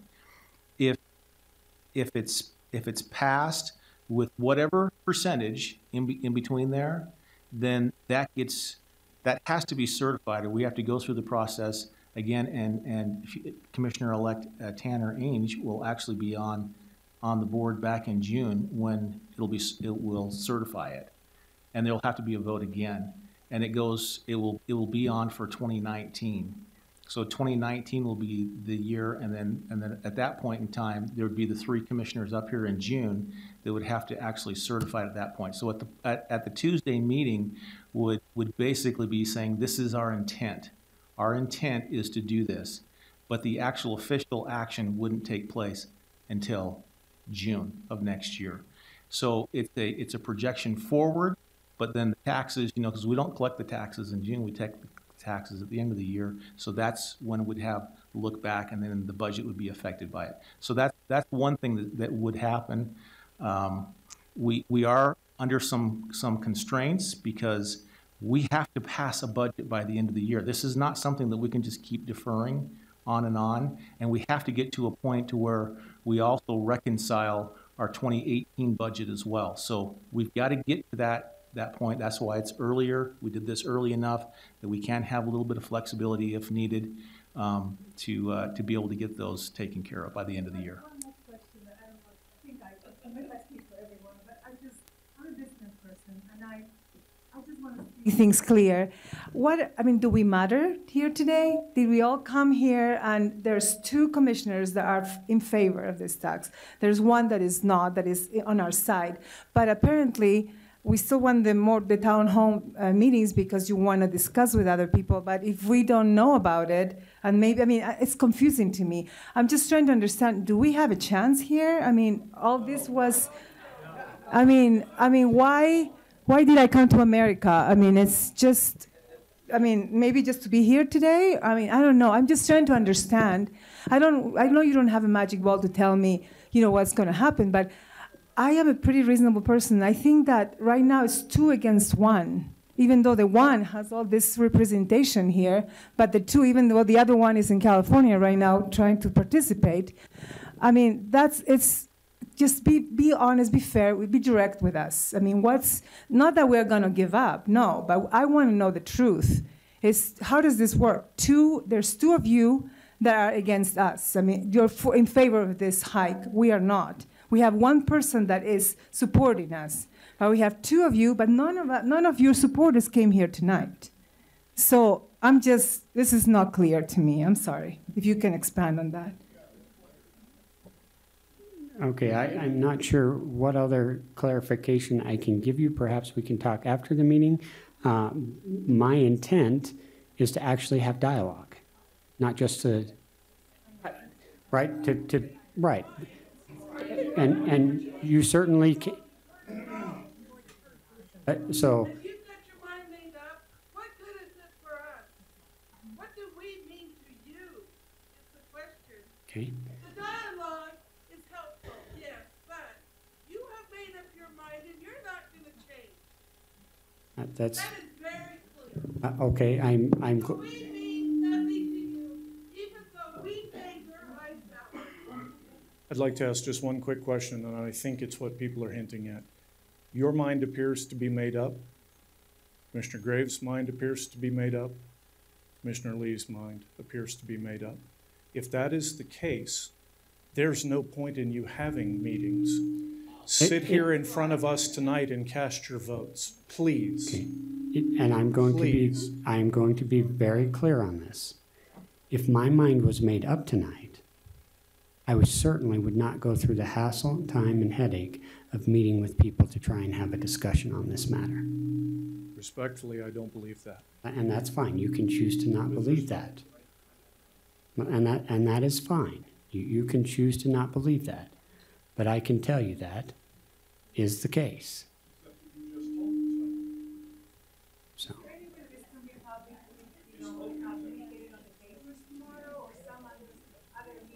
Okay. I will try and get the word out the best I can.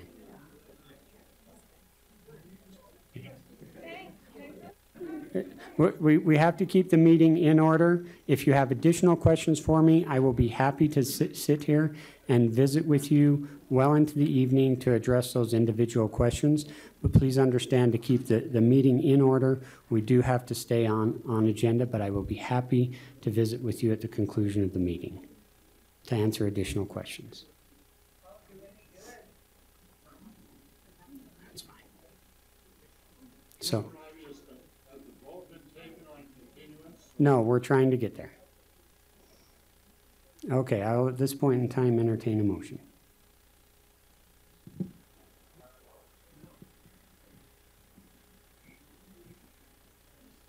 Commissioner Lee, did you want to make the motion? So. You're off. Good. There we go. We've had a pretty long-standing rule, unwritten rule for commissioners, and I certainly don't want to violate that because I think it's important as we work together on issues, this issue and future issues. And so, unfortunately, I am prepared to do something tonight, but I think out of courtesy in working with my fellow commissioners, I'll make a motion that this be continued for 1 week. I will second. Oh, that's a good question on the time.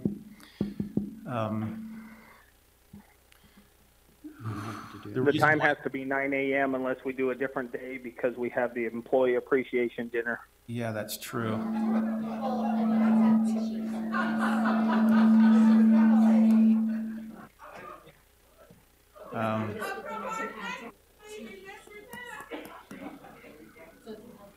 So Dave, we'd have to have 2-week notice to do this in the No, this is evening. just a continuation of the two action items that, till next Tuesday at 9 a.m.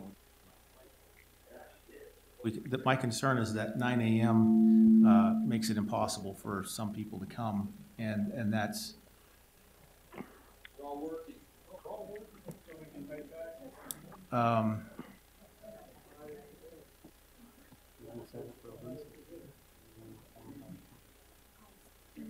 So we could do a special meeting Move it to for Wednesday. Wednesday, Move it to Wednesday Wednesday at night. 6 o'clock. Well, why? Hold on. Here's the question: why can't we go earlier, like 5 or 5:30? Because we did 6 because of state code for public hearing. To continue a special commission meeting, we wouldn't need to stay at 6. I think, I don't have a problem with that. My concern is people get off at 5. They want to get here. If they Well, get here at right. That's why I say 5:30. 5:30.